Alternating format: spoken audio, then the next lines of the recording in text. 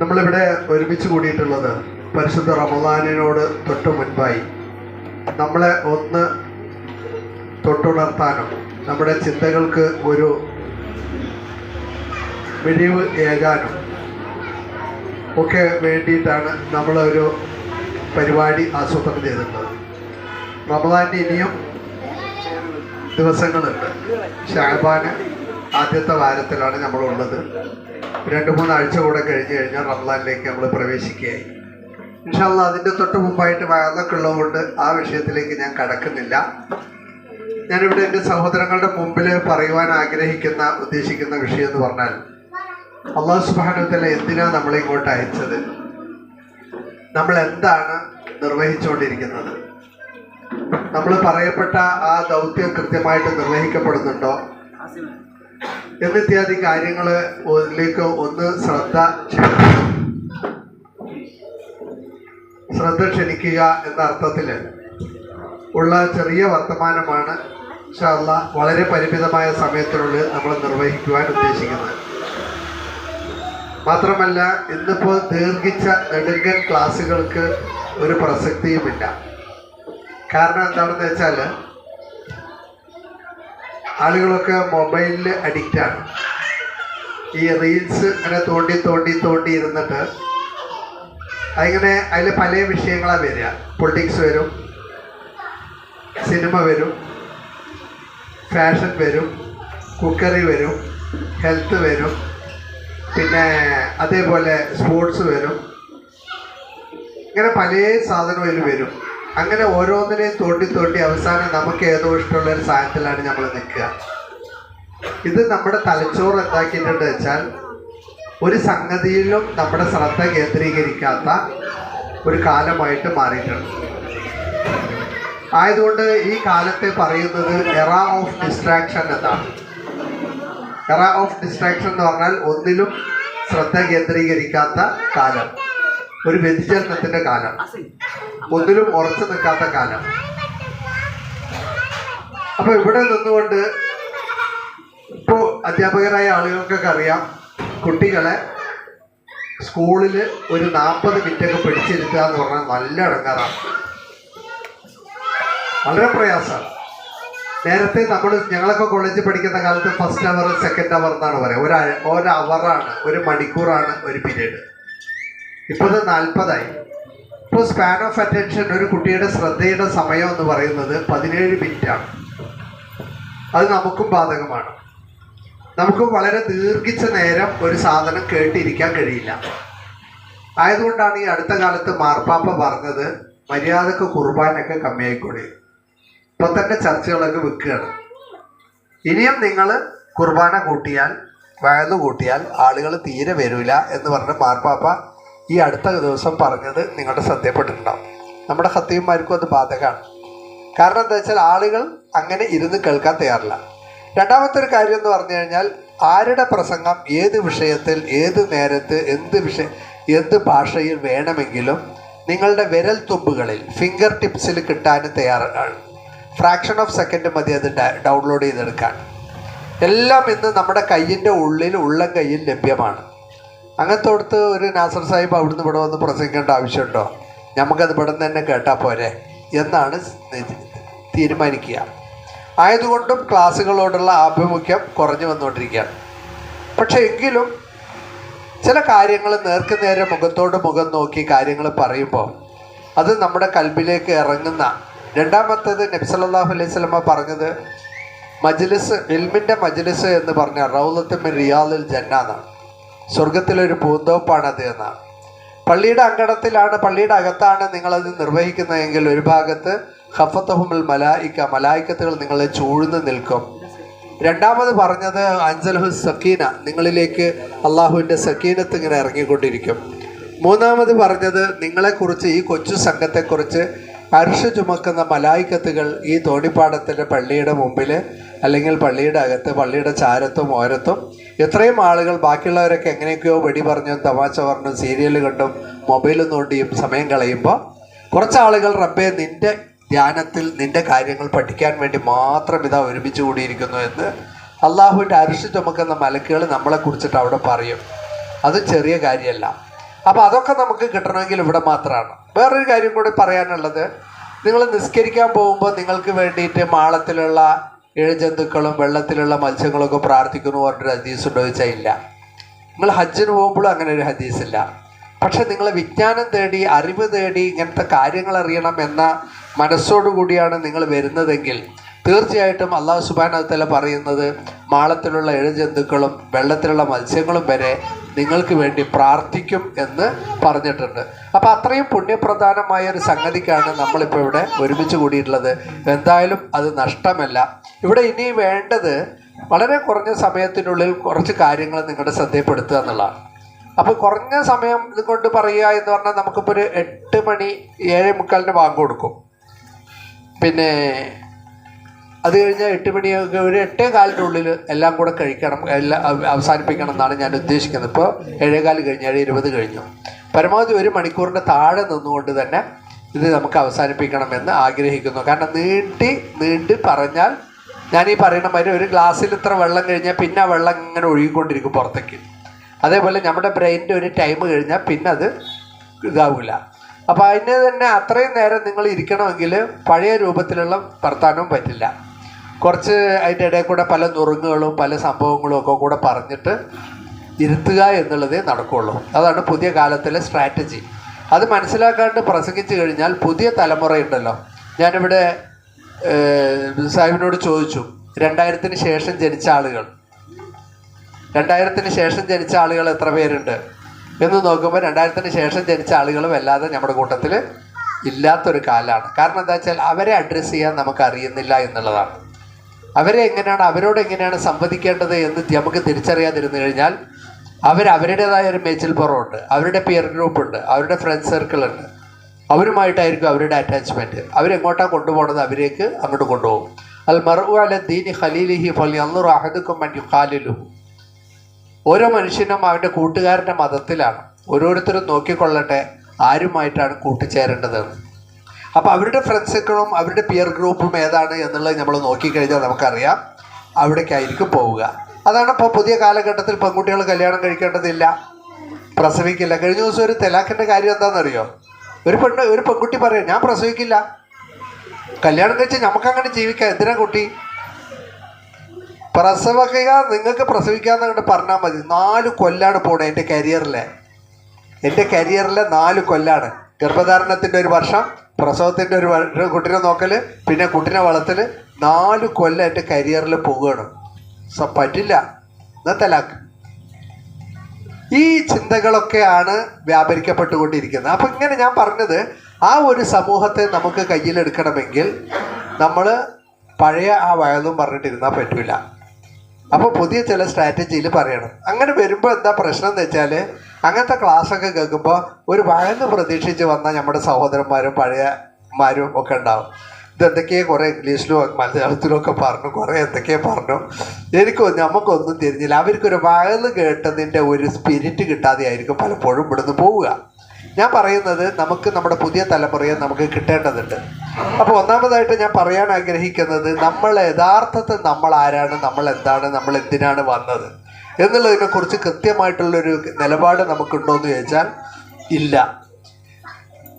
GP രാമേന്ദ്രൻ്റെ ഒരു കവിതയുണ്ട്, ഇവിടെയുണ്ട് ഞാൻ എന്നറിയിക്കുവാൻ മധുരമാം ഒരു കൂവൽ മാത്രം മതി, ഇവിടെ ഉണ്ടായിരുന്നു ഞാൻ എന്നറിയിക്കുവാൻ താഴെയിട്ടൊരു തൂവൽ മാത്രം മതി, ഇനിയും ഉണ്ടാവും എന്നറിയിക്കുവാൻ പകർന്നു നൽകുന്ന ചൂട് മാത്രം മതി, ഇനിയും എങ്ങനെ കിളികൾ ആവിഷ്കരിക്കും അവരുടെ ജീവനെ. എന്തേ മനസ്സിലായോ? നിങ്ങൾക്ക് മനസ്സിലായിട്ടില്ല എന്ന് എനിക്ക് മനസ്സിലായി. എന്താണ് പറഞ്ഞത്? ഇവിടെയുണ്ട് ഞാൻ എന്നറിയിക്കുവാൻ മധുരമാം ഒരു കൂവൽ മാത്രം മതി. ഒരു പക്ഷി അതിൻ്റെ പാസ്റ്റും പ്രസൻറ്റും ഫ്യൂച്ചറും 2ഉം 3ഉം പറയാണ്. അതിൻ്റെ ഭൂതകാലം, വർത്തമാനകാലം, ഭാവി കാലം 3നെയും പറയാണ് ഒരു പക്ഷി. ആ പക്ഷി അതിൽ പറയണത് എന്താണെന്ന് വെച്ചാൽ, ഇവിടെ ഉണ്ട് ഞാൻ എന്നറിയിക്കുവാൻ മധുരമാം ഒരു കൂവൽ. ഒരു പക്ഷി ഇങ്ങനെ കൂവെന്ന് കേട്ട് കഴിഞ്ഞാൽ നമുക്കറിയാം അവിടെ ഒരു പക്ഷി ഉണ്ടെന്ന്. ഈ ഇവിടെ കോഴിക്കടയില്ലേ ഇവിടെ അടുത്തൊക്കെ, അവിടെ ബ്രോയിലർ കോഴികൾ നിറയെ വെച്ചിട്ടുണ്ടായില്ലേ, സുബൈക്ക് ഐറ്റങ്ങളൊക്കെ കൂടെ കൂകിയിട്ട് ഒരു ഇടങ്ങാറാവൂല്ലേ? ഉണ്ടോ? കൂകുമോ? എന്താ കാരണം? അതിൻ്റെ സോഫ്റ്റ്വെയർ അങ്ങനെയാണ്, പുതിയ ഭാഷ അതാണ്. അതിൻ്റെ സോഫ്റ്റ്വെയർ അങ്ങനെയാണ്, അതിനുണ്ടാക്കിയത് അങ്ങനെയാണ്. സാധാരണ കോഴികളെ പഠിക്കാൻ വരുമ്പോൾ ഓടുക ചെയ്യുക. ഈ കോഴി പഠിക്കാൻ പോകുമ്പോൾ എന്താ ചെയ്യുക? മുമ്പിലേക്ക് പോകും അല്ലേ? സാധാരണ കോഴികൾ പിടിക്കാൻ പോകുമ്പോൾ ഓട്ടും, തുറുക്കിപ്പായും. പക്ഷെ ഈ കോഴി പിടിക്കാൻ പോകുമ്പോൾ സാധാരണ കോഴിയെ പോലെ ഇത് തിന്ന് തിന്ന് തിന്ന് നിൽക്കാൻ വയ്യാണ്ടായിട്ടുണ്ടാവും. അതാണ് ഈ കോഴി. അതിൻ്റെ ജന്മം തന്നെ അങ്ങനെയാണ്, അത് കൂവില്ല. പുതിയ തലമുറ ഇങ്ങനെയാണ്. ഇവിടെ ഉണ്ട് ഞാൻ എന്നറിയിക്കുവാൻ മധുരമായ ഒരു കൂവൽ മാത്രം മതി. ഒരു കൂവലില്ല, ഒരു പ്രതിഷേധമില്ല, അവർ ജീവിക്കുന്നു എന്നുള്ളതിൻ്റെ തെളിവില്ല. യാതൊരു അനക്കവുമില്ലാത്ത അങ്ങനെ തലയും കുനിച്ചിരിക്കുന്ന ഒരു തലമുറ. ഇവർ ജീവിക്കുന്നു എന്നുള്ള തെളിവ് എന്താണെന്ന് ചോദിച്ചാൽ ഒരു തെളിവുമില്ല. കേവലം ബ്രോയിലർ കോഴികളെ പോലെയുള്ള ഒരു ജനത. കോഴി പറയുകയാണ് ഞാൻ കൂവുന്നു എന്ന് പറഞ്ഞാൽ അതിൻ്റെ അർത്ഥം ഐ ആം ലിവിങ്, ഞാൻ ജീവിക്കുന്നു, ഞാൻ ലൈവാണ് എന്ന് പറയുന്നത് പോലെ യഥാർത്ഥത്തിൽ നിങ്ങൾ ജീവിക്കുന്നുണ്ടെങ്കിൽ നിങ്ങൾ ശബ്ദിക്കേണ്ടതുണ്ട്. നിങ്ങളുടെ പ്രതിഷേധം, നിങ്ങളുടെ ശബ്ദം, നിങ്ങൾ ജീവിക്കുന്നു എന്നുള്ളതിൻ്റെ തെളിവ് ഈ സമൂഹത്തിൽ അറിയാൻ കഴിയുമ്പോഴാണ് നിങ്ങൾ ജീവിക്കുന്നുണ്ട് എന്നുള്ളതിന് തെളിവ്. അല്ലെങ്കിൽ ചത്തതിനൊക്കുമേ ജീവിച്ചിരിക്കുമല്ലോ എന്നും പറയില്ലേ? മരിച്ചതിന് തുല്യമായിട്ടുള്ളൊരു ജീവിതമായിരിക്കും അല്ലെങ്കിൽ നിങ്ങൾക്ക് ഉണ്ടാവുക. രണ്ടാമതായിട്ട് കോഴി പറഞ്ഞത് ഇവിടെ ഉണ്ടായിരുന്നു ഞാൻ എന്നറിയിക്കുവാൻ താഴെയിട്ടൊരു തൂവൽ മാത്രം മതി. ഒരു തൂവൽ അവിടെ കിടക്കുമ്പോൾ നമ്മളത് പറയുന്നത്, നമ്മൾ പുലി കിടന്നിടത്ത് പൂടയെങ്കിലും ഉണ്ടാവും, അങ്ങനെ പറയുന്നില്ലേ അല്ലേ? ഒരു തൂവൽ അവിടെ കിടക്കുമ്പോൾ നമ്മൾ പറയുന്നത് ഇവിടെ ഒരു പക്ഷി ഉണ്ടായിരുന്നു, ഇവിടെ യഥാർത്ഥത്തിൽ ഒരു പക്ഷി ജീവിച്ചിരുന്നു. താൻ ജീവിച്ചു എന്നുള്ളതിൻ്റെ ഒരു തെളിവ് അവശേഷിപ്പിച്ചുകൊണ്ടാണ് ആ പക്ഷി അവിടെ നിന്ന് വിട പറഞ്ഞിട്ടുള്ളത്. അവിടെ ജീവിച്ചു എന്നുള്ളതിൻ്റെ തെളിവ്. ഇതേപോലെ നമ്മെ സംബന്ധിച്ചിടത്തോളം നമ്മൾ ജീവിച്ചു എന്നുള്ളതിൻ്റെ തെളിവുകളായിട്ട് എന്തെങ്കിലുമൊക്കെ ഇവിടെ ഉണ്ടോ ചോദിച്ചാൽ ഇല്ല. എന്തെങ്കിലും ഉണ്ടോ ചോദിച്ചാൽ യഥാർത്ഥത്തിൽ ഇല്ല. അങ്ങനെയാണ് ഇപ്പോഴുള്ള ജീവിതം. ഞാൻ പറഞ്ഞതിൻ്റെ അർത്ഥം എന്താ? നമുക്ക് ഭാര്യയുണ്ട്, മക്കളുണ്ട്, വീടുണ്ട്, കുടുംബമുണ്ട്, കുറേ സംഗതികളൊക്കെ ഉണ്ട്. പക്ഷെ നിങ്ങൾ ജീവിച്ചു എന്നുള്ളതിൻ്റെ ബാക്കി പത്രമായിട്ട് ഇവിടെ ഉണ്ടാക്കി വെച്ച ചിലതൊക്കെ. ഇപ്പം നമ്മൾ പണ്ട് തോണിപ്പാടത്തെക്കുറിച്ച് പറയുമ്പോൾ തന്നെ തോണിപ്പാടത്തിൻ്റെ ഐക്കണായിട്ട് നമ്മൾ അറിയുന്നത് ഹൈദർ മൂപ്പൻ, അതേപോലെ അലിമത്തി സാഹിബ്, ഇങ്ങനെ കുറേ ആളുകളെ നമ്മൾ പണ്ട് പ്രസ്ഥാനവുമായി ബന്ധപ്പെടുന്ന കാലം മുതൽ അങ്ങനെ പേര് ഞാൻ ഓർക്കാത്ത വേറെ കുറേ ആളുകൾ, അങ്ങനത്തെ കുറേ ആളുകളുണ്ട്. അവരൊക്കെ പോയിട്ടുണ്ട്. പക്ഷെ അവർ ചില അടയാളപ്പെടുത്തലുകൾ നടത്തിയതിൻ്റെ ബാക്കിയിലാണ്, ആ ബാക്കി പത്രത്തിലാണ് നമ്മൾ നിൽക്കുന്നത്. നമ്മൾ വരാൻ പോകുന്ന തലമുറയ്ക്ക് വേണ്ടി നമ്മുടെ അടയാളപ്പെടുത്തൽ എന്താണ് എന്ന് ചോദിച്ചാൽ അത് കാര്യമായിട്ടൊന്നുമില്ല. ഭാര്യയുണ്ട്, മക്കളുണ്ട്, കുട്ടികൾക്ക് നല്ലോടത്ത് പെണ്ണെടുത്തു, നല്ലോടത്ത് കെട്ടിച്ചു, അതിൻ്റെ ചടങ്ങും സമ്പ്രദായവും കാര്യങ്ങളൊക്കെ നടത്തി അവസാനം നമ്മൾ മരിച്ചും പോയി. ഫിഡൽ കാസ്ട്രോ അറിയാം? ഫിഡൽ കാസ്ട്രോ ആരാണത്? ക്യൂബയിലെ അമേരിക്കൻ്റെ ഉറക്കം കെടുത്തിയ ഒരു വലിയ വിപ്ലവ നായകനാണ്, കമ്മ്യൂണിസ്റ്റ് ആചാര്യനാണ് ഫിഡൽ കാസ്ട്രോ. അങ്ങേര് പറഞ്ഞ വർത്താനം എന്താണെന്നറിയോ? അങ്ങേര് പറഞ്ഞത് അടയാളം ഏർപ്പെടുത്തുന്നവനാണ് മനുഷ്യൻ എന്നാണ്. കുറേ പട്ടിയും പോത്തും പാമ്പും പല്ലിയും പഴുതാരിയൊക്കെ ചത്തുപോകുന്നുണ്ട്. അതുപോലെ സാഹിബും മരിച്ചു, ആ സാധനങ്ങളൊക്കെ ജീവിച്ചു എന്നുള്ളതിൻ്റെ ജീവിച്ചതിൻ്റെ ബാക്കി പത്രമായിട്ട് ഇവിടെ ഒന്നുമില്ല. അതേപോലെ തന്നെയാണ് ഒരു മനുഷ്യനും ജീവിച്ച് മരിക്കുന്നതെങ്കിൽ പിന്നെ അയാളും മാടും തമ്മിൽ എന്താ വ്യത്യാസം? അയാളും ആടും തമ്മിൽ എന്താ വ്യത്യാസം? അയാളും പാമ്പും പല്ലിയും പൂച്ചയൊക്കെ തമ്മിൽ എന്താ വ്യത്യാസം? കുറേ മൃഗങ്ങൾ ജീവിച്ച പോലെ അയാളും ജീവിച്ചു. ഭാര്യ, മക്കള്, തിന്നു, കുടിച്ചു, രമിച്ചു, ഭോഗിച്ചു, മരിച്ചു. ഇതിൻ്റെ അപ്പുറത്ത് വേറൊരു സംഗതി യഥാർത്ഥത്തിൽ ഇല്ല. ഇങ്ങനെയാണ് ജീവിതമെങ്കിൽ അത് എന്താണ് വ്യത്യാസം? നിങ്ങൾക്കറിയാം, ഇത് നമ്മൾ പറയുമ്പോൾ നമ്മുടെ ജീവിതത്തിൻ്റെ യഥാർത്ഥ ലക്ഷ്യം എന്താണ്, നമ്മൾ എന്തിനാണ് അങ്ങോട്ട് പറഞ്ഞയച്ചത് എന്നുള്ളതിൻ്റെ ഒരു തിരിച്ചറിവ് ഈ സമൂഹത്തിന് നഷ്ടപ്പെട്ടതുമാണ് നമ്മളുടെ നിഷ്ക്രിയത്വത്തിൻ്റെ അടിസ്ഥാനപരമായ കാരണം. നമ്മൾ എന്തിനാണ് അങ്ങോട്ട് വന്നതെന്ന് നമുക്കറിയില്ല. നമ്മളിപ്പോഴും മനസ്സിലാക്കിയിട്ടുള്ളത് മൂന്നാമത്തെ ഒരു കാര്യം പറഞ്ഞല്ലേ, രണ്ട് കാര്യം പറഞ്ഞു. ഇപ്പോൾ പാസ്റ്റും പ്രസൻറ്റും പറഞ്ഞു, പിന്നെന്താ പറഞ്ഞ് അവസാനം? ഇവിടെ ഇനിയും ഉണ്ടാവും എന്നറിയിക്കുവാൻ പകർന്നു നൽകുന്ന ചൂട്. അടയിരിക്കുമ്പോൾ ആ മുട്ടകൾക്ക് താൻ ചൂട് പകർന്നു നൽകുമ്പോൾ വരാൻ പോകുന്ന ഒരു തലമുറയിൽ തൻ്റെ ദൗത്യം നിർവഹിക്കാനുള്ള ഒരു സമൂഹത്തെ ഉണ്ടാക്കുകയാണ്. വാഴ നോക്കിയിട്ടുണ്ടോ നിങ്ങൾ? വാഴ കൊലയ്ക്കുന്ന സമയത്ത് ഒരു വാഴ എത്ര കൊലയുണ്ടാവും?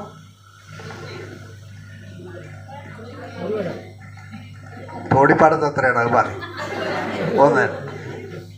ഒരു വാഴയിൽ ഒരു കൊലയാണ് ആകെ ഉണ്ടാവുള്ളൂ. അതാണ് ആ വാഴൻ്റെ ആകെ പണി. തൻ്റെ ജീവിതകാലത്തിൽ ഒരു കൊല തന്നെ വെച്ചുണ്ടാക്കിയ ആളുകൾക്ക് കൊടുക്കുക എന്നുള്ളത്. ആ ദൗത്യം നിർവഹിക്കുന്ന സമയത്ത് വാഴ വേറൊരു കാര്യം കൂടെ ചെയ്യും.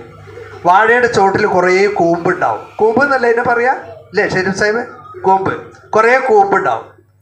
ആ കൂമ്പിനെ നമ്മൾ ചവിട്ടി അമ്മ പറയും, എടാ കാലിൽ മുള വരും എന്നൊക്കെ പറയും. അതിന് ചവിട്ടി പൊട്ടിക്കലൊരു രസമാണ്. അത് വരാൻ പോകുന്നൊരു തലമുറയാണ്. വാഴ തൻ്റെ ദൗത്യം നിർവഹിച്ചങ്ങ് മാറി നിൽക്കുമ്പോൾ, ആ കൊല നിർവഹിച്ചുകൊണ്ട് വാഴ അതിൻ്റെ ദൗത്യത്തിൽ നിന്ന് നിഷ്ക്രമിക്കുമ്പോൾ അടുത്ത് ഇത് ജനറേഷന് ഇതേപോലെ നല്ല മധുരമുള്ള പഴങ്ങൾ നൽകുവാനുള്ള ഒരു ജനതയെ ഉണ്ടാക്കിയിട്ടാണ് അവരവിടുന്ന് പോകുന്നത്. ഞാൻ ചോദിച്ചത് ആ കന്നുകൾ എവിടെയെന്നാണ് നേരത്തെ ചോദിച്ചത്. അടുത്ത കന്നുകൾ എവിടെ? അന്ന് ഹൈദർമോപ്പനും മുതൽ സാഹിബൊക്കെ ഉണ്ടാക്കിയ കന്നാണ് ഇപ്പോൾ ഉള്ളത്. ഇതിൻ്റെ അടുത്ത കന്നുകൾ എവിടെയെന്ന് ചോദിച്ചാൽ ആ കന്ന് ഇവിടെ ഇല്ല. അത് പറ്റൂല. അവിടെ ആ ചൂട് പകർന്നു നൽകുന്ന എന്ന് പറയുന്നത് വരാൻ പോരുന്ന ഒരു ദൗത്യത്തിന് വേണ്ടിയുള്ള ഒരു ഈടുവെപ്പാണ്, ഒരു പേറ്റുനോവ് അനുഭവിക്കലാണ്, ഒരു പ്രയാസം അനുഭവിക്കലാണ്. പെൻഗിൻ പറഞ്ഞ പക്ഷിയെക്കുറിച്ച് നിങ്ങൾ കണ്ടിട്ടുണ്ട് അല്ലേ? ഇപ്പം കണ്ടിട്ടുണ്ട്. പെൻഗിൻ എന്ന് പറയുന്ന പക്ഷി അത് പെണ്ണാണ് മുട്ടിടുക, എല്ലാം പെണ്ണന്നെ മുട്ടിടുക. പക്ഷെ അടയിരിക്കുന്നത് ആണാണ്. കിലോമീറ്റർ കണക്കിന്, 100 കണക്കിന് കിലോമീറ്റർ നടക്കും. കുറച്ചൊന്നുമില്ല. അതിന് പറ്റിയ ആവാസ വ്യവസ്ഥ കണ്ടെത്താൻ, അതിന് പറ്റിയ സാഹചര്യം കണ്ടെത്താൻ, മുട്ട വിരിക്കാൻ പറ്റിയ സ്ഥലം കണ്ടെത്താൻ വേണ്ടി 100 കണക്കിന് കിലോമീറ്റർ ആണും പെണ്ണും കൂടെ നടക്കും. അവിടെ ചെന്നിട്ട് ഇവള് മുട്ടയിട്ടിട്ട് ആണിൻ്റെ കൈ കൊടുക്കുന്ന സമയത്ത് അത് സാമർത്ഥ്യത്തോടെ വാങ്ങി പൊട്ടിക്കാതെ വാങ്ങിയിട്ടില്ലെങ്കിൽ അവിടെ തലാക്കി ചെല്ലും. തെറ്റി. പിന്നെ അവിടെ നിന്ന് തിരിഞ്ഞ് നടക്കും അവള്. നിന്റെ കൂടെ നിന്നാൽ ശരിയാവില്ല അവളുടെ. വല്ലാത്ത അത്ഭുതമാണ്. ജീവജാലങ്ങളുടെ ജീവിതമൊക്കെ നമ്മൾ എടുത്തു നോക്കിയാൽ റബ്ബനാ ഖലഖത ഹാദാ ബാത്തിലൻ സുബ്ഹാനക ഫഖിനാ അദാബന്നാർ എന്ന് പറഞ്ഞില്ലേ? പടച്ചോനെ, ഒന്നിനും നീ നിരർത്ഥകമായി സൃഷ്ടിച്ചിട്ടില്ല. എന്നിട്ട് അവസാനം ഈ പെൻഗിൻ എന്ത് ചെയ്യുന്നറിയോ? ആ മുട്ടയെല്ലാം കൂടെ വാങ്ങി വെച്ചിട്ട് ആണാണ് അതിൻ്റെ മുകളിൽ ഇരിക്കുക. 27 ഡിഗ്രി സെൽഷ്യസ് ചൂട് അതിലേക്ക് കൈമാറ്റം ചെയ്യണം. മുട്ടയ്ക്ക് ചൂട് കൊടുക്കണം. ആ ചൂട് കൊടുക്കാൻ വേണ്ടിയിട്ട് ഈ മുട്ടകളെയൊക്കെ വെച്ചിട്ട് ഈ പെൻഗിന് ഒരൊറ്റ നൃത്തം നിൽക്കും. നമ്മുടെ കോഴി അടയിരിക്കണതിൻ്റെ ഇടയിൽ കൂടെ എന്താ ചെയ്യല്? ഒന്ന് പറന്നു പോകൂലേ? എന്താ നിങ്ങളൊക്കെ ഇങ്ങനെ ഭയങ്കര മസിൽ പിടിച്ചിരിക്കണം? ഒന്നിങ്ങനെ കൊക്കിപ്പാറി ഇങ്ങനെ പറന്നൊക്കെ പോയിട്ട് 2-ആം മണി വന്നിരിക്കില്ലേ? ഇല്ലെങ്കിൽ നിങ്ങൾ പിന്നിലിരിക്കും, പെണ്ണുങ്ങളുടെ ഇങ്ങോട്ട് എടുത്താ. ഇപ്പം എല്ലായിടത്തും ലേഡീസ് ഫസ്റ്റ് ആണ്. പിന്നെ കൊക്കിപ്പാറി പോവും. പെൻഗിന് ഇതേമാതിരി ഒരു റൗണ്ട് പോയി വന്നാൽ എന്താവും? അതുവരെ ഇരുന്ന് ബാത്തിലാവും, ഫ്രോസൺ ആവും. നിങ്ങൾ ഫ്രീസറിൽ മുട്ട വെച്ചാൽ എന്താവും? ഐസ് കൂടില്ലേ? അതേപോലെ ഈ മുട്ടയായിട്ടുണ്ടാവും. അതുവരെ ഇരുന്നത് ബാത്തിലായി. അപ്പോൾ ഒരിക്കലും അവിടുന്ന് എണീറ്റ് പോകാൻ പറ്റില്ല. ഊണും ഉറക്കവും 1-നും 2-നും തിന്നലും കുടിക്കലും ഉറങ്ങലും ഒക്കെ ആയിട്ട് മുകളിൽ തന്നെ. അങ്ങനെ 40 ദിവസത്തോളം ഇരിക്കണം.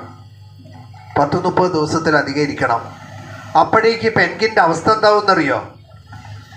10 കിലോ ഉള്ള പെൻഗിന് 4 കിലോ ആയിട്ട് മാറിയിട്ടുണ്ടാവും. 6 കിലോ ഭാരം കുറഞ്ഞിട്ടുണ്ടാവും. നിങ്ങൾ ആലോചിച്ച് നോക്കി. ആർക്ക് വേണ്ടിയിട്ടാണ് ഈ പേറ്റുനോവ്? ആണാണ്, പെണ്ണല്ല കേട്ടോ ഇത് അനുഭവിക്കുന്നത്. ഇത് ആണാണ്. തൻ്റെ വരാൻ പോകുന്നൊരു ജനറേഷന് വേണ്ടി, താൻ വളർത്തിയെടുക്കുന്ന തൻ്റെ അടുത്ത തലമുറയ്ക്ക് വേണ്ടി അത് അനുഭവിക്കുന്നൊരു വേദന, ഒരു എത്ര വലിയൊരു ദൗത്യം. എന്നെ റബ്ബ് ഏൽപ്പിച്ചൊരു ദൗത്യം ഇതാണ്. ഇത് ഞാൻ കൃത്യമായി നിർവഹിക്കണമെന്നൊരു ബോധം ആർക്കുണ്ട്? ഒരു പക്ഷിക്ക് പോലും ഉണ്ട്. അതിനേക്കാളൊക്കെ ഒരുപാട് വിലക്കത് കറംനാ ബനി ആദം എന്നാണ് പറഞ്ഞത്. അതിനേക്കാളൊക്കെ ഒരുപാട് ഉയർത്തല് അഹ്സനി തഖ്വീം അല്ലേ? നാ ഖലഖനൽ ഇൻസാന ഫി അഹ്സനി തഖ്വീം.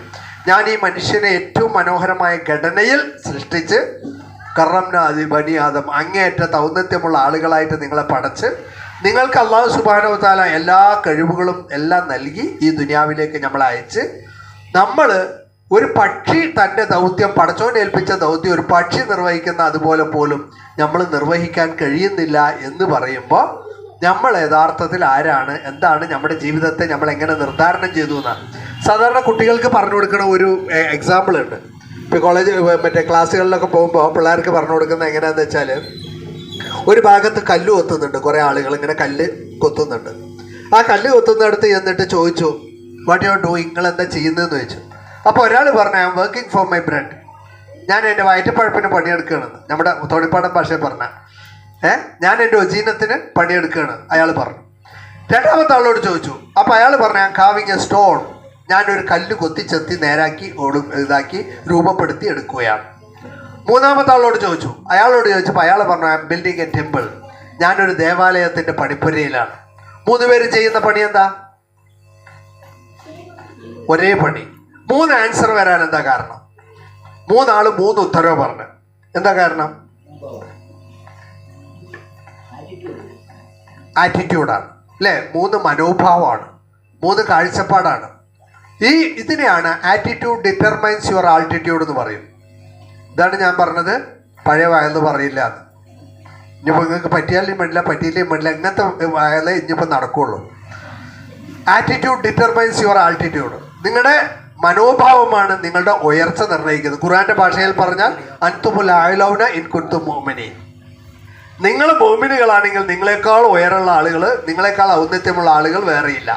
നിങ്ങളുടെ ഔന്നത്യം നിർണ്ണയിക്കുന്നത്, നിശ്ചയിക്കുന്നത് എന്താണ് എന്ന് ചോദിച്ചാൽ അത് നിങ്ങളുടെ കാഴ്ചപ്പാടാണ്. അപ്പോൾ ഇവിടെ ഒരാൾ എന്താ ചെയ്ത്, വൈകുന്നേരം ആകുമ്പോൾ എന്തെങ്കിലും ഒരു പണിയെടുത്ത് കൂലി കിട്ടണം, അത്രയേ ഉള്ളൂ. അയാൾ അത്രേ ആ പണിനെ കണ്ടിട്ടുള്ളൂ. രണ്ടാമത്തെ ആൾ എന്താ മനസ്സിലാക്കി, അങ്ങനെയല്ല, പണിയൊന്നുമില്ലാത്ത സമയത്ത് ഈ മനുഷ്യൻ നമുക്ക് വിളിച്ച് ഒരു പണി തന്നു.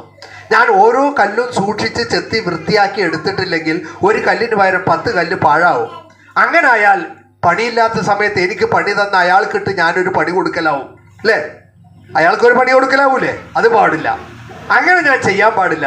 ഓരോ കല്ലും ഞാൻ നോക്കി സൂക്ഷിച്ച് വ്യക്തമാക്കിയിട്ട് എടുക്കണം. മൂന്നാമതായിട്ടുള്ള ആള് പറഞ്ഞത് ഇതൊരു പണി തന്നെയല്ല, ഇത് ജോലിക്ക് വേണ്ടി ചെയ്യുന്നൊരു പണിയല്ല. മറിച്ച് മൂന്നാമത്തെ ആള് പറഞ്ഞത് ഞാൻ ഒരു ബിൽഡിംഗ് എ ടെമ്പിൾ, ഞാനൊരു മനോഹരമായ ഒരു ദേവാലയത്തിൻ്റെ പണിപ്പുരയിലാണെന്നാണ്. കുറച്ചാണ്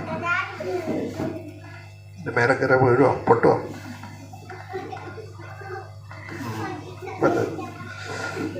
ഞാൻ ഷൂ അവിടെ വെച്ചു. ഇവിടെ ഇതിലിങ്ങനെ പരിക്കൻ ഇതിൽ നിന്നപ്പോഴേ ചെറിയൊരു പ്രയാസമുണ്ട്. അതെ, കുഴപ്പമില്ല, കുഴപ്പമില്ല, ഇരുന്ന് തീരെ ശരിയാവില്ല. അപ്പോൾ ഞാൻ പറഞ്ഞു വന്നത്, ഈ മൂന്നാമത്തെ ആൾ പറഞ്ഞത് ഞാനൊരു ദേവാലയത്തിൻ്റെ പണിപ്പുരയിലാണെന്നാണ് പറഞ്ഞു. അയാൾ ഇതിനെ ഒരു പണിയായിട്ടല്ല കാണുക, വലിയൊരു തപസ്യയായിട്ട്, വലിയൊരു സബരിയായിട്ട്, വലിയൊരു സംഗതിയായിട്ടാണ് അയാൾ കാണുന്നത്. അയാൾ ഇതിനെ ഒരു വലിയൊരു ഇബാദത്തായിട്ടാണ് കാണുന്നത്, കൂലിക്ക് കിട്ടുന്ന ഒരു പണിയായിട്ടല്ല. ഇതെന്തിനാ ഈ സംഗതി പറഞ്ഞെന്നറിയോ? ഈ 3 ആളുകൾ നമ്മുടെ ഇടയിലുണ്ട്. ഈ ഇരിക്കണോടത്തല്ല പറഞ്ഞിട്ടാ, നമ്മുടെ മുസ്ലിം കമ്മ്യൂണിറ്റിയിലുണ്ട്. ഒന്നാമത്തെ ആള് അവർ ഇസ്ലാമിനെ മനസ്സിലാക്കിയത് എങ്ങനെയാന്ന് വെച്ചാൽ, അവർ മനസ്സിലാക്കിയിട്ടുള്ളത് ഒരു മുസ്ലിം പേര്, മുസ്ലിമിൻ്റെ ചില വേഷങ്ങൾ, ചില ആചാരങ്ങൾ, ചില സമ്പ്രദായങ്ങൾ, ചില ചടങ്ങുകൾ, അതുണ്ടെങ്കിൽ മുസ്ലിമായി. ഉദാഹരണത്തിന് അറബി പേര് സുന്നത്ത് വെച്ചിട്ടുണ്ട്. പക്ഷേ നിങ്ങളത് എടുത്തിട്ട് വന്നാണ്. ഒന്ന് അറബി പേര്, രണ്ടാമത്തത് മറ്റേ ആ വേഷവിധാനങ്ങൾ, പിന്നെ അടുത്തത് നമ്മൾ എടുത്തു നോക്കിക്കഴിഞ്ഞാൽ പിന്നെ അവരിൽ കാണാൻ കഴിയുന്നത് ചില ഇസ്ലാമിൻ്റെതായിട്ടുള്ള അതിൻ്റെ പ്രസവിക്കുമ്പോഴും മരുന്നൊക്കെയുള്ള മറ്റേ അങ്ങനെയുള്ള ചില ആചാരങ്ങൾ. പിന്നെ രണ്ടാമത്തത് കല്യാണം കഴിക്കുമ്പോൾ, ആദ്യം ജനിച്ചപ്പോൾ സുന്നത്ത് കഴിച്ചു, അറബി പേരിട്ടു, പിന്നെ അതങ്ങനെ വളർന്നു, പിന്നെ കല്യാണം കഴിക്കുമ്പോഴാണ് പിടിച്ച് പിന്നെ ഒരു ഇസ്ലാം വരിക അവനിക്ക്. അപ്പോൾ നിക്കാഹ്, കൈ കൊടുക്കൽ, കെലിമ എഴുതി കൊടുക്കൽ, അപ്പോഴൊന്ന് കെലിമ എഴുതി കൊടുക്കും അല്ലേ, അപ്പോഴൊന്ന് കെലിമ എഴുതി കൊടുക്കും. പിന്നെ അവസാനം മരിക്കുന്ന സമയത്ത് പാക്ക് ചെയ്ത് കൊണ്ടുപോകും. ഒരു പക്ഷേ ജീവിതത്തിൽ മുഴുവൻ വെള്ളം ഒടിച്ച് നടന്ന് ഒരു പക്ഷേ പള്ളിക്ക് തന്നെ വന്നിട്ടില്ല, പേര് അബ്ദുറഹ്മാനാണ്, അബ്ദുൽ ഖുദ്ദൂസാണ്, എങ്കിലും അയാളിന് മുസ്ലിം എല്ലാവരെയും ഞങ്ങൾക്ക് ധൈര്യമുണ്ടോ? ഉണ്ടോ? അയാളിനെ പള്ളിയിൽ കൊണ്ടുവന്ന് മയ്യത്ത് നിസ്കരിപ്പിക്കുള്ളങ്ങൾ.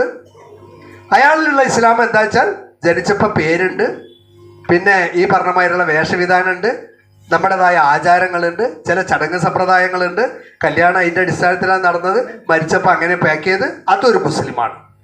ഇത് ഒന്നാമത്തെ ആള്, എന്തെങ്കിലും ഒരു പണിയെടുക്കണം, എനിക്ക് കൂലി കിട്ടണം. അതേമാതിരി ഇതൊരു മുസ്ലിമാണ്. ഇങ്ങനെ ഒരു മുസ്ലിം, അയാളിന് മുസ്ലിം അല്ല പറയാനുള്ള ധൈര്യം നമുക്കില്ല. മുസ്ലിം അല്ല എന്ന് പറഞ്ഞാൽ അയാൾ സമ്മതിക്കില്ല, സമൂഹം സമ്മതിക്കില്ല. ഈ അർത്ഥത്തിലുള്ള മുസ്ലിങ്ങളാണ് ഈ സമൂഹത്തിൽ അധികം ഉള്ളത്. വെള്ളിയാഴ്ച മാത്രം ഒന്ന് പേരും അല്ലേ? പെണ്ണന്വേഷിക്കുന്ന സമയത്ത് പുതിയാപ്പിളിനെ പറ്റിയൊക്കെ അന്വേഷിക്കുമ്പോൾ ചെക്കൻ വെള്ളിയാഴ്ചക്ക് വരും. ഭയങ്കര കാര്യം അല്ലേ?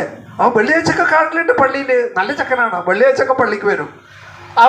അവർ കണ്ട ഇസ്ലാം അതാണ്. വെള്ളിയാഴ്ചക്ക് ഒന്ന് പള്ളിക്ക് വന്ന്, പെരുന്നാളിനൊന്ന് പള്ളിക്ക് വന്ന്, അങ്ങനെ ചില ചടങ്ങും സമ്പ്രദായമൊക്കെ ചെയ്താൽ. രണ്ടാമത്തെ ആളുകൾ എന്ന് ചോദിച്ചാൽ അവർ നിസ്കരിക്കും, നോമ്പ് വെക്കും, സക്കാത്ത്, ഹജ്ജ്, ദിക്ർ, ദുആ, അതുപോലുള്ള ഹറാമായ കാര്യങ്ങളിൽ നിന്ന് വിട്ടു നിൽക്കും, ഹലാലായ കാര്യങ്ങളൊക്കെ ചെയ്യും. അങ്ങനെയൊക്കെയുള്ള നമ്മളെ പോലുള്ള ആളുകൾ, ഈ ആളുകൾ രണ്ടാമത് പറഞ്ഞില്ലേ, ആ കല്ല് സൂക്ഷിച്ചു വെട്ടുന്നു പറഞ്ഞില്ലേ, അതേമാതിരി ഈ ചെയ്യുന്ന കാര്യത്തിൽ കുറച്ചും കൂടെ ശ്രദ്ധയുള്ള രണ്ടാമത്തെ ആളുകൾ. ആ ആളുകളെ സംബന്ധിച്ചിടത്തോളം അവർ മനസ്സിലാക്കുന്നത് ഞങ്ങൾ യഥാർത്ഥത്തിൽ വസ്തി യഥാർത്ഥത്തിൽ ഞങ്ങളാണ് ഇസ്ലാം എന്നാണ് നമ്മളൊക്കെ മനസ്സിലാക്കുന്നത്. പക്ഷെ അവിടെ ഒരു ചോദ്യം, ഈ നിസ്കരിക്കാനും നോമ്പ് നോക്കാനും ദിക്റിനും ദുആക്കും അതേമാതിരി തന്നെ ഈ സംഗതികൾക്കും ഒക്കെ വേണ്ടിയിട്ടാണോ റബ്ബ് നമ്മളിങ്ങോട്ട് അയച്ചത്? അല്ല എന്നാണ് എൻ്റെ ഉത്തരം. ഈ നിസ്കാരവും നോമ്പും ലക്ഷ്യമല്ല. എങ്ങനെ പോയി പറയാ? നിസ്കരിക്കാനും നോമ്പ് നോക്കാനും അല്ല ഇങ്ങോട്ട് അയച്ചത്. ഇങ്ങോട്ട് അയച്ചത് എന്തിനെന്ന് വെച്ചാൽ അള്ളാഹു സുബ്ഹാനഹു വ തആല വേറൊരു പണിക്കാണ് ഇങ്ങോട്ട് അയച്ചത്. ഖുർആൻ പറഞ്ഞിട്ട് ഇന്നി ജാഇലുൻ ഫിൽ അർളി ഖലീഫ, ഞാൻ അള്ളാഹുവിൻ്റെ പ്രതിനിധിയായിട്ട് പറയാണ്, ഞാൻ എൻ്റെ പ്രതിനിധിയായി മനുഷ്യനെ ഈ ദുനിയാവിലേക്ക് അയക്കുന്നു. ഇത് പറഞ്ഞപ്പോൾ അവർ തിരിച്ചു ചോദിച്ചത് കാലു അത്തജഅലു ഫിഹാ മയഫ്സിദു ഫിഹാ വയസ്ഫിഖു ദിമാ, എന്തിനാണ് ഭൂമിയിൽ പോയി രക്തം ചിന്തി അടിപിടി ഉണ്ടാക്കി അങ്ങോട്ടും ഇങ്ങോട്ടും തലതെല്ലി കയറുന്ന പാർട്ടി ഉണ്ടാക്കി സംഘടന ഉണ്ടാക്കി പ്രസ്ഥാനങ്ങൾ ഉണ്ടാക്കി അങ്ങോട്ടും ഇങ്ങോട്ടും കാഫറാക്കി ഇങ്ങനെ തലതല്ലി കീറുന്ന രക്തം ചിന്തുന്ന ഈറ്റങ്ങളെ എന്തിനാ പടച്ചോനെ നീ പടയ്ക്കണതെന്ന് ചോദിച്ചപ്പോൾ അള്ളാഹു സുബ്ഹാനഹു സബ്ബിഹു ബിഹംദിക, ഞങ്ങളില്ലേ നിനക്ക് തസ്ബീഹും തഹ്മീദും ചെയ്യാൻ, നിനക്ക് ദിക്റും ദുആയും ചെയ്യാൻ ഞങ്ങൾ കോടാനുകോടി മലക്കുകൾ ഉണ്ടാകുമ്പോൾ എന്തിനാണ് ഈറ്റങ്ങളെ അങ്ങോട്ട് അയക്കണത് എന്ന് അള്ളാഹിനോട് എപ്പോൾ ചോദിച്ചിട്ടുണ്ട്? നമ്മളെ സൃഷ്ടിച്ച ഒന്നാം തീയതി തന്നെ അവർ ചോദിച്ചിട്ടുണ്ട്. അപ്പോൾ അള്ളാഹ് എന്താ പറഞ്ഞതെന്നറിയോ? ഇനി ആഴമോ മാലാത്ത ആഴമോ, നിങ്ങൾ ഉദ്ദേശമാതിരി അല്ല കേട്ടോ, ഞാൻ ഇവരിനെ അയച്ചത് നിങ്ങൾ ഉദ്ദേശമാതിരി ഒരു ഭാഗത്തിരുന്ന് ദിക്റും ദുആയും ആയിട്ട് ഒരു പള്ളി ചടഞ്ഞു കൂടാനല്ല. അങ്ങനെയാണെങ്കിൽ നിങ്ങൾ മലക്കുകൾ തന്നെ കോടാനുകോടി ഉണ്ട്. ഇവരെ പറഞ്ഞയച്ചത് ഇവരെ ഖലീഫയായിട്ടാണ് പറഞ്ഞയച്ചത്. എന്താ ഖലീഫയായിട്ട് പറഞ്ഞയച്ചു പറഞ്ഞാൽ അത് നമുക്ക് ഇനിയും മനസ്സിലായിട്ടില്ല. അള്ളാഹു സുബ്ഹാനഹു വ തആല പറയുന്ന ഒരു ദീനിനെ നമ്മുടെ ജീവിതത്തിലൂടെ ആളുകൾക്ക് കാണാനും കേൾക്കാനും അറിയാനും അനുഭവിക്കാനും അത് ആസ്വദിക്കാനും കഴിയുന്ന രൂപത്തിലുള്ള ആളുകളായി നമ്മൾ മാറുക. അപ്പോഴാണ് നമ്മൾ ഖലീഫയാകുക. അപ്പോൾ മൂന്നാമത്തെ ആളുകൾ മനസ്സിലാക്കിയത് നമ്മളിങ്ങനെ ദിക്റും ദുആയും ആയിട്ടിരുന്നാൽ പോരാ. 1,24,000-ലധികം പ്രവാചകന്മാരെ അള്ളാഹു സുബ്ഹാനഹു വ തആല എന്തിനാണോ ഇവിടെ അയച്ചത് ആ പണിയാണ് ഞാനും ചെയ്യേണ്ടത്. ആ പണിയാണ് നമ്മളും ചെയ്യേണ്ടത്. പ്രവാചകന്മാർ പള്ളിയിൽ തന്നെ ഇരിക്കുകയായിരുന്നോ? നിങ്ങൾ പറയും. ചന്തയിലുണ്ടായിരുന്നു, ഭാരം ചുമക്കുന്നവരുണ്ടായിരുന്നു, പാവപ്പെട്ടവൻ്റെ അടുത്തുണ്ടായിരുന്നു, പ്രയാസപ്പെടുന്നവൻ്റെ അടുത്തുണ്ടായിരുന്നു, എല്ലായിടത്തും നിറഞ്ഞു നിൽക്കുകയായിരുന്നു പ്രവാചകൻ. ഇന്ന് എവിടെയുള്ളത്? നമ്മളിപ്പോൾ ഇസ്ലാമിൻ്റെ മാതൃകയായിട്ട് കാണുന്നത് ആരെയാണ്? പണ്ഡിതന്മാരിനല്ലേ? അല്ലേ? എന്താ മിണ്ടാനൊരു മടി? അവരെവിടെ ഉള്ളത്? പള്ളിൻ്റെ ഉള്ളിൽ. പള്ളി എന്ന് പറഞ്ഞാൽ പോരാ, അതിൻ്റെ ഉള്ളിൽ, പുറത്തേക്കില്ല. അൽ ഉലമാ വറസത്തുൽ അംബിയാ, ഉലമാക്കൾ ആരാണ്? അമ്പിയാക്കളുടെ പിൻഗാമികളാണ്. അമ്പിയാക്കൾ ആരാണ്? പ്രവാചകന്മാർ. പ്രവാചകന്മാർ എവരായിരുന്നു? അവർ ഉക്കാന്ന് ചന്തയിലുണ്ടായിരുന്നു, അതുമാതിരി തന്നെ മറ്റേ മജന്നയിലുണ്ടായിരുന്നു. അതേമാതിരി ഓരോ ഭാഗത്തും പ്രവാചകന്മാർ സാധാരണക്കാരോട് ഭാരം ചുമക്കുന്നിടത്ത്, പ്രയാസം വരുന്നിടത്ത്, പലിശയിൽ അടിമപ്പെടുന്നവരോട്, ഇങ്ങനെ എല്ലാം കുഞ്ഞുങ്ങളെ ജീവനോടെ കുഴിച്ചുപെടുന്നിടത്ത്, അതേപോലെ തന്നെ വ്യഭിചാരം നടക്കുന്നിടത്ത്, ഇതേപോലെ എന്തെല്ലാം അക്രമങ്ങളോ അട്ടൂഴിയങ്ങളോ അവിടെ നടക്കുന്നോ അതിൻ്റെയൊക്കെ ഇടയിൽ ചെന്നുകൊണ്ട് ശക്തമായി ശബ്ദിക്കുന്ന പ്രവാചകന്മാരുണ്ടായിരുന്നു. നമ്മളെ സംബന്ധിച്ചുള്ള ആ പണി നമ്മൾ ആർക്കാണ് വിട്ടുകൊടുത്തിരിക്കണം? പറയും. ഈ നാട്ടിൽ അങ്ങനെ എന്തെങ്കിലും ഒരു പ്രശ്നം ഉണ്ടെങ്കിൽ അത് ആരാ കൈകാര്യം ചെയ്യേണ്ടത്? അത് പാർട്ടിക്കാർ. പാവപ്പെട്ടവരുടെ പ്രശ്നം ഉണ്ടെങ്കിൽ ആരാ കൈകാര്യം ചെയ്യേണ്ടത്? അത് പാർട്ടിക്കാർ. നടക്കാത്ത കാര്യങ്ങളാണ്, അതങ്ങ് പള്ളിയിൽ പോയി പറഞ്ഞാൽ മതി പറയാം അല്ലേ? പള്ളിയിൽ പോയി പറഞ്ഞാൽ മതി പറഞ്ഞാൽ എന്താ? യഥാർത്ഥത്തിൽ റസൂലിൻ്റെ കാലത്ത് എന്ത് കാര്യം നടക്കാനും പള്ളി പോയി പറയുക വേണ്ട, പള്ളി പോയി പറയണം. അങ്ങനെ ഇതെല്ലാം ഈ അർത്ഥത്തിൽ മനുഷ്യൻ സമ്പൂർണമായി ഉഖ്രിജത്തുൽ ലിന്നാസ്, ജനങ്ങൾക്ക് വേണ്ടി ഇറക്കപ്പെട്ട് ജനങ്ങൾക്ക് വേണ്ടി ജീവിക്കുന്ന, അവൻ്റെ ജീവിതം മുഴുവൻ ജനങ്ങൾക്ക് മാതൃകയാകുന്ന രൂപത്തിലുള്ള ഒരു ജീവിതം നമ്മൾ നയിക്കാൻ വേണ്ടിയാണ് അള്ളാഹ് നമ്മളെ ഇങ്ങോട്ട് അയച്ചത്. അതിന് നമ്മളെ പ്രാപ്തമാക്കാനാണ് നിസ്കാരം, അതിന് നമ്മളെ പ്രാപ്തമാക്കാനാണ് നോമ്പ്, അതിന് നമ്മളെ പ്രാപ്തമാക്കാനാണ് സക്കാത്ത്, ഹജ്ജ്. അതൊക്കെ ഇതിലേക്ക് എത്താനുള്ള ടൂൾസാണ്. പുതിയ ഭാഷയിൽ പറഞ്ഞാൽ, കമ്പ്യൂട്ടർ ഭാഷയിൽ പറഞ്ഞാൽ ഈ യഥാർത്ഥ മനുഷ്യനിലേക്ക് നമ്മൾ എത്താനുള്ള ടൂൾസ് മാത്രമാണ് ഏത്? ഈ നിസ്കാരവും നോമ്പും സക്കാത്തും ഹജ്ജും ഒക്കെ. നിസ്കാരം നമ്മൾ നിർവഹിക്കുമ്പോൾ നിസ്കരിക്കാനല്ല പഠിച്ചത്, നമ്മളുടെ നിസ്കരിക്കാനല്ല പഠിച്ചത്. നിസ്കാരം നമ്മൾ നിർവഹിക്കുന്നതിലൂടെ നമ്മൾ നല്ല ഒരു മനുഷ്യനായി മാറുകയാണ്. ഇന്ന സ്വലാത്ത തൻഹാ അനിൽ ഫഹ്ശാഇ വൽ മുൻകർ, മോശവും മ്ലേച്ഛവുമായ പ്രവർത്തനങ്ങളിൽ നിന്നൊക്കെ മാറി അവനെ നല്ല സംശുദ്ധമായ ഒരു വ്യക്തിത്വമായിട്ട് മാറുന്നു. നോമ്പ് എന്ന് പറഞ്ഞാൽ അവനെ തഖ്വ ഉണ്ടാക്കുകയാണ്. മോശമായ മല്ലയത് കൗലസൂരി വൽ അമല ബിഹി ലൈസ ലില്ലാഹി ഹാജ അയ്യദ തആമഹു വശറാബ. മോശമായ വാക്കും പ്രവൃത്തി ഒരു മനുഷ്യൻ ഉപേക്ഷിച്ചിട്ടില്ല എങ്കിൽ അവൻ പട്ടിണി കിടക്കണമെന്ന് അള്ളാഹ്ക്ക് യാതൊരു നിർബന്ധമില്ല. പഠിച്ചവനക്ക് ഒരു നിർബന്ധമില്ല. എന്തിനാ നിങ്ങൾ പട്ടിണി കിടക്കണം? നിങ്ങൾ പട്ടിണി കിടക്കുന്നതിൻ്റെ നെറ്റ് എഫക്റ്റ്, അതിൻ്റെ ഔട്ട്കം, അതിൽ നിന്ന് പുറത്തു വരേണ്ട ഒരു സംഗതി എന്ന് പറഞ്ഞാൽ നിങ്ങൾ വാക്കും പ്രവൃത്തിയുമുള്ള മനോഹരമായ വാക്കും പ്രവൃത്തിയിലും സൂക്ഷ്മത പാലിക്കുന്ന ഏറ്റവും തക്കവയുള്ള ആളുകളാകുക എന്നുള്ളതാണ്. അപ്പോൾ തക്കവ നിസ്കാരം, നോമ്പ്, സക്കാത്ത് എന്തിനാണ്? തുതഹീറുഹും വതുസക്കീഹിം ബിഹാ. നിങ്ങളുടെ തത്ഹീറും തസ്കിയത്തും നൽകിയെടുക്കാൻ, നിങ്ങളുടെ മനസ്സിനെ ഒന്ന് വിശാലമാക്കാൻ. സമ്പാദിച്ചു കൂട്ടിയെന്ന് പ്രാവശ്യം സക്കാത്ത് കൊടുക്കുമ്പോൾ നല്ല വൈറത്തിലുണ്ടാവും. എന്താണെന്നറിയോ? എന്താ സ്വർണത്തിൻ്റെ വില? പറയും. 15 പോയിന്റ് മേലെ സ്വർണ്ണമുള്ള ആളുകളൊക്കെ 10.5 പോയിന്റ് മേലെ സ്വർണ്ണമുള്ളവരുടെ കൈവക്കാൻ ഞാൻ ഇപ്പം പറയുന്നില്ല. തല്ലുമക്കാണത്തിന് നിന്ന് 10.5 പോയിന്റ് മേലെ വാങ്ങിയിട്ട് വന്നവരാണ് നമ്മൾ. ഇപ്രാവശ്യം സക്കാത്ത് കൊടുക്കുമ്പോൾ അറിയാം അതിൻ്റെ വേദന. 15 പവൻ ഉണ്ടെങ്കിൽ 15 ലക്ഷം ഉറുപ്പ്യായി. 15 ലക്ഷം ഉറുപ്പ്യ പറഞ്ഞാൽ എത്രയായി? 37,000 ഉറുപ്പ്യ, 37,500 ഉറുപ്പ്യ സക്കാത്ത് കൊടുക്കണം 15 പവനുള്ളവർ അല്ലേ? ഒരു കാപ്പവനൊക്കെ വിൽക്കേണ്ടി വരും. ഈ ഇസ്ലാമും മുതലാവില്ല നമുക്ക് എന്ന് നമ്മൾ പറയും. പക്ഷെ അതിനെന്താ വെച്ചാൽ അതിന് ആരാ അവിടെ കൊടുക്കണം അല്ലേ? കൊടുക്കണവരാരാ? അത് പൈസക്കാർ മാത്രം കൊടുക്കേണ്ടതാണ് സക്കാത്ത്. നമ്മളൊക്കെ വാങ്ങേണ്ടവരാണ് എന്നാണ് നമ്മൾ. 25 പവൻ കെട്ടിത്തൂക്കിയിട്ട് നടക്കുന്ന ആളും മനസ്സിലാക്കിയിട്ടുള്ളത് ഞാൻ പലിശ ഇത് കൊടുക്കേണ്ടവരല്ല എന്നാണ്. ഞാൻ ഇവിടെ ഈ പെരുങ്ങോട്ടുറശ്ശിയില്ലേ, അവിടെ നമുക്കൊരു ഷോപ്പ് ഉണ്ടായിരുന്നു, ഒരു ബേക്കറി ഉണ്ടായിരുന്നു. അപ്പോൾ അവിടെ നമ്മൾ കോളേജൊക്കെ കഴിഞ്ഞ ടൈമിൽ അവിടെ ഇങ്ങനെ ഇരിക്കുന്ന സമയത്ത് തൊട്ട് കുറേ പണിക്കന്മാരുണ്ട്. അപ്പോൾ അവിടെ നിന്ന് ഈ പെരുങ്ങോട്ടുറശ്ശി, ഈ പൊള്ളാച്ചി പെരുങ്ങോട്ടുറശ്ശി ബസ്സുണ്ട്. അതിൽ നമ്മളെ പുതുനഗരം, കൊല്ലങ്കോട് ഭാഗത്ത് കുറേ പെണ്ണുങ്ങൾ വരും. അതുപോലെ അവിടെ വന്നിട്ട് ഇറങ്ങി കഴിഞ്ഞാൽ ഈ പണിക്കന്മാരെ ചോദിച്ചിട്ടാണ് വരിക. ഒക്കെ നമ്മുടെ ആൾക്കാരാ.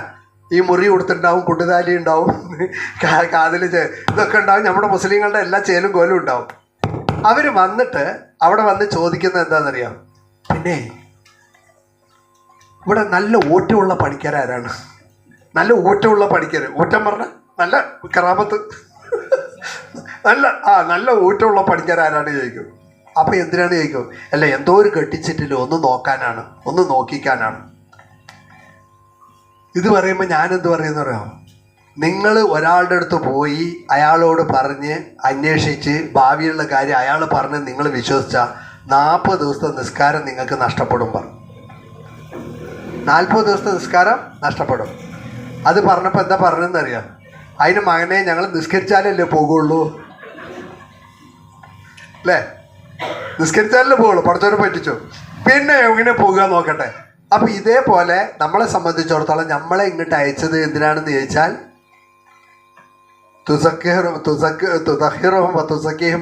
നമ്മളൊന്ന് സംസ്കരിച്ചെടുക്കാനാണ്. സമ്പത്ത് നമ്മുടെ കയ്യിലുള്ള ആ സമ്പത്ത് എടുത്ത് അങ്ങോട്ട് കൊടുക്കുന്ന സമയത്ത് അല്ലേ, കൽബിലെ ആ മനസ്സിൻ്റെ സങ്കുചിതത്വം മാറ്റി വിശാലമായ ഒരു മനസ്സുള്ളവർക്ക് അത് എടുത്തു കൊടുക്കാൻ തോന്നുള്ളൂ. അല്ലാത്തവന് എന്തെങ്കിലും കാരണം പറഞ്ഞത് പിടിച്ചു വെക്കും. കൊടുക്കണമെങ്കിൽ നല്ല മനസ്സ് വേണം. അപ്പോൾ അത് നമ്മൾ കൊടുത്താലല്ലേ എന്ന് പറഞ്ഞ മാതിരിയാണ് ഇപ്പോൾ അവിടെ. അതേപോലെ ഹജ്ജ് എടുത്ത് നോക്കിയാലും ഹജ്ജ് എന്താ പറഞ്ഞ വലതത്തുഹു ഉമ്മുഹു. ഹജ്ജ് നിർവഹിച്ചുകൾ കണ്ടു വന്ന അമ്മ പ്രസവിച്ച ഒരു കുട്ടിയെപ്പോലെ നിർമ്മലനായ കള്ളം കപടമില്ലാത്തൊരു കുട്ടിയായിട്ട് നിങ്ങൾ മാറും എന്നാണ്. അപ്പം ഇത്ര സംശുദ്ധീകരിച്ചു കൊണ്ടൊരു മനുഷ്യനെ ഉണ്ടാക്കുന്നത് എന്തിനാണ്? തെങ്ങുമ്പക്കാരാനോ? എന്തിനാണ് ഈ തെറ്റും കുറ്റവും ഇല്ലാത്ത ഈ മനസ്സ് സംസ്കരിക്കപ്പെട്ട ഇത്രയും മനോഹരമായൊരു മനുഷ്യൻ എന്തിനാ? അത് പടച്ചോൻ്റെ പണി ഇവിടെ നിർവഹിക്കാൻ. ആ പണി എന്താണ്? അതാണ് നമുക്കറിയാത്തത്. നമ്മൾ ചെയ്യുന്നത് ഇതൊക്കെയാണ്, നമുക്കിതൊക്കെ അറിയാം. പക്ഷെ യഥാർത്ഥത്തിൽ നമ്മൾ നിർവഹിക്കേണ്ട പണി എന്താണെന്ന് ചോദിച്ചാൽ അതറിയില്ല. അതെന്താണെന്ന് ചോദിച്ചാൽ ആ പ്രവാചകന്മാരൊക്കെ നിർവഹിച്ച പണിയാണ്. അവരൊക്കെ നിർവഹിച്ചതിൻ്റെ ബാക്കി പത്രമാണ് ഇന്ന് നമ്മൾ. നബി സല്ലല്ലാഹു അലൈഹി വസല്ലം അവിടെ വന്നു, ആ ജനങ്ങളിലേക്ക് പ്രബോധനം ചെയ്തു, ആ പ്രവാചകൻ്റെ അനുധാവനം ചെയ്തുകൊണ്ട് ബാക്കിയുള്ള ആളുകൾ എത്തിച്ചു. അങ്ങനെയാണ് നമ്മളൊക്കെ നിങ്ങളുടെ എത്തിയത്. ഇന്നിപ്പോൾ ഞാൻ ഒരു ഫങ്ഷൻ ഉണ്ടായിരുന്നു. അപ്പോൾ എന്താണ് ചോദിച്ചു? കുട്ടിൻ്റെ 40 പ്രസവിച്ചതിൻ്റെ 40. അപ്പോൾ ആൺകുട്ടികൾക്ക് 40 എപ്പോഴാണ്? സ്ത്രീകളാണ് പറയേണ്ടത്.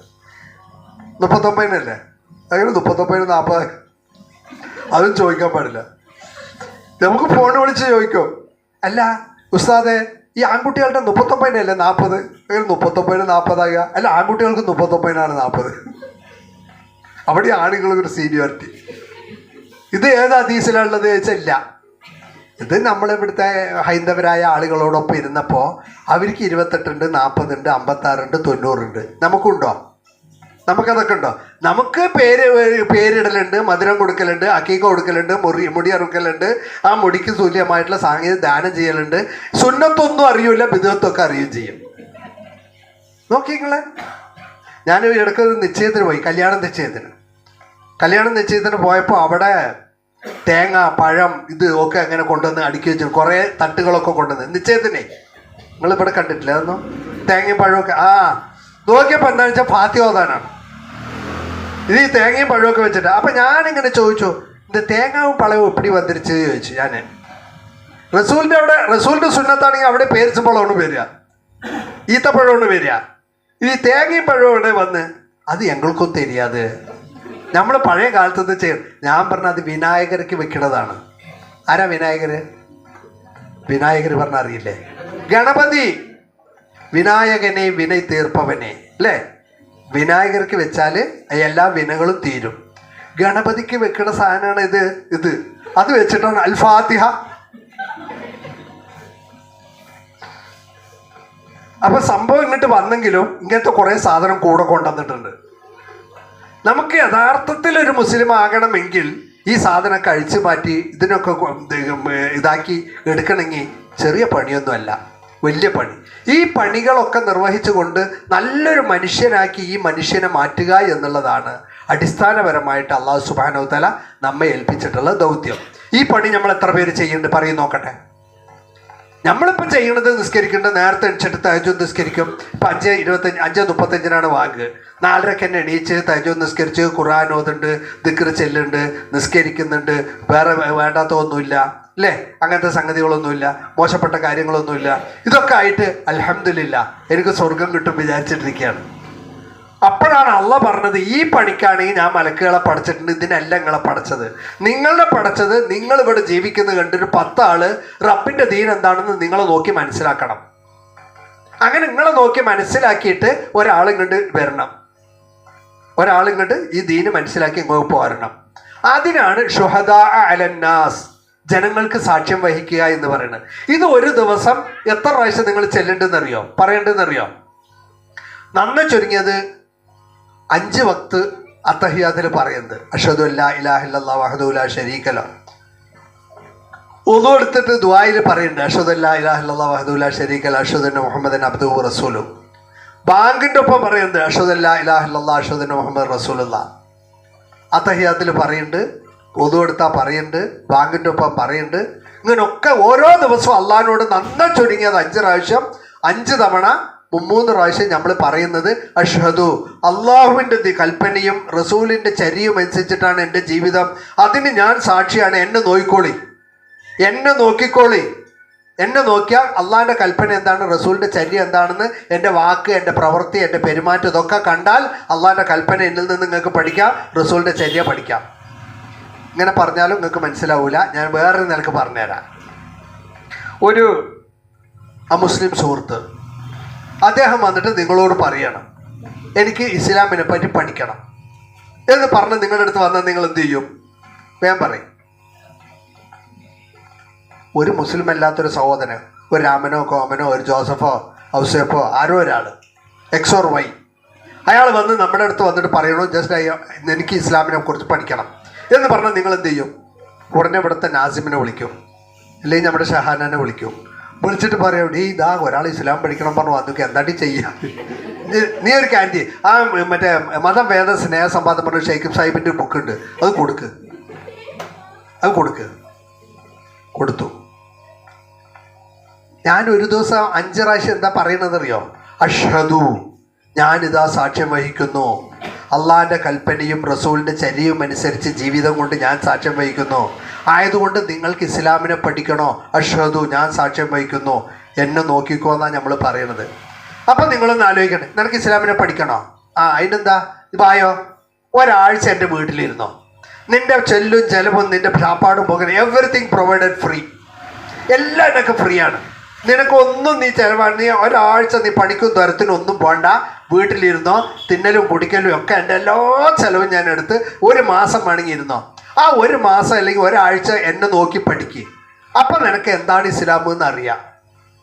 നമ്മളുടെ നോക്കി ഒരാഴ്ച വീട്ടിലിരുന്ന എനിക്ക് ഇസ്ലാം പഠിയില്ലേ? പറയും.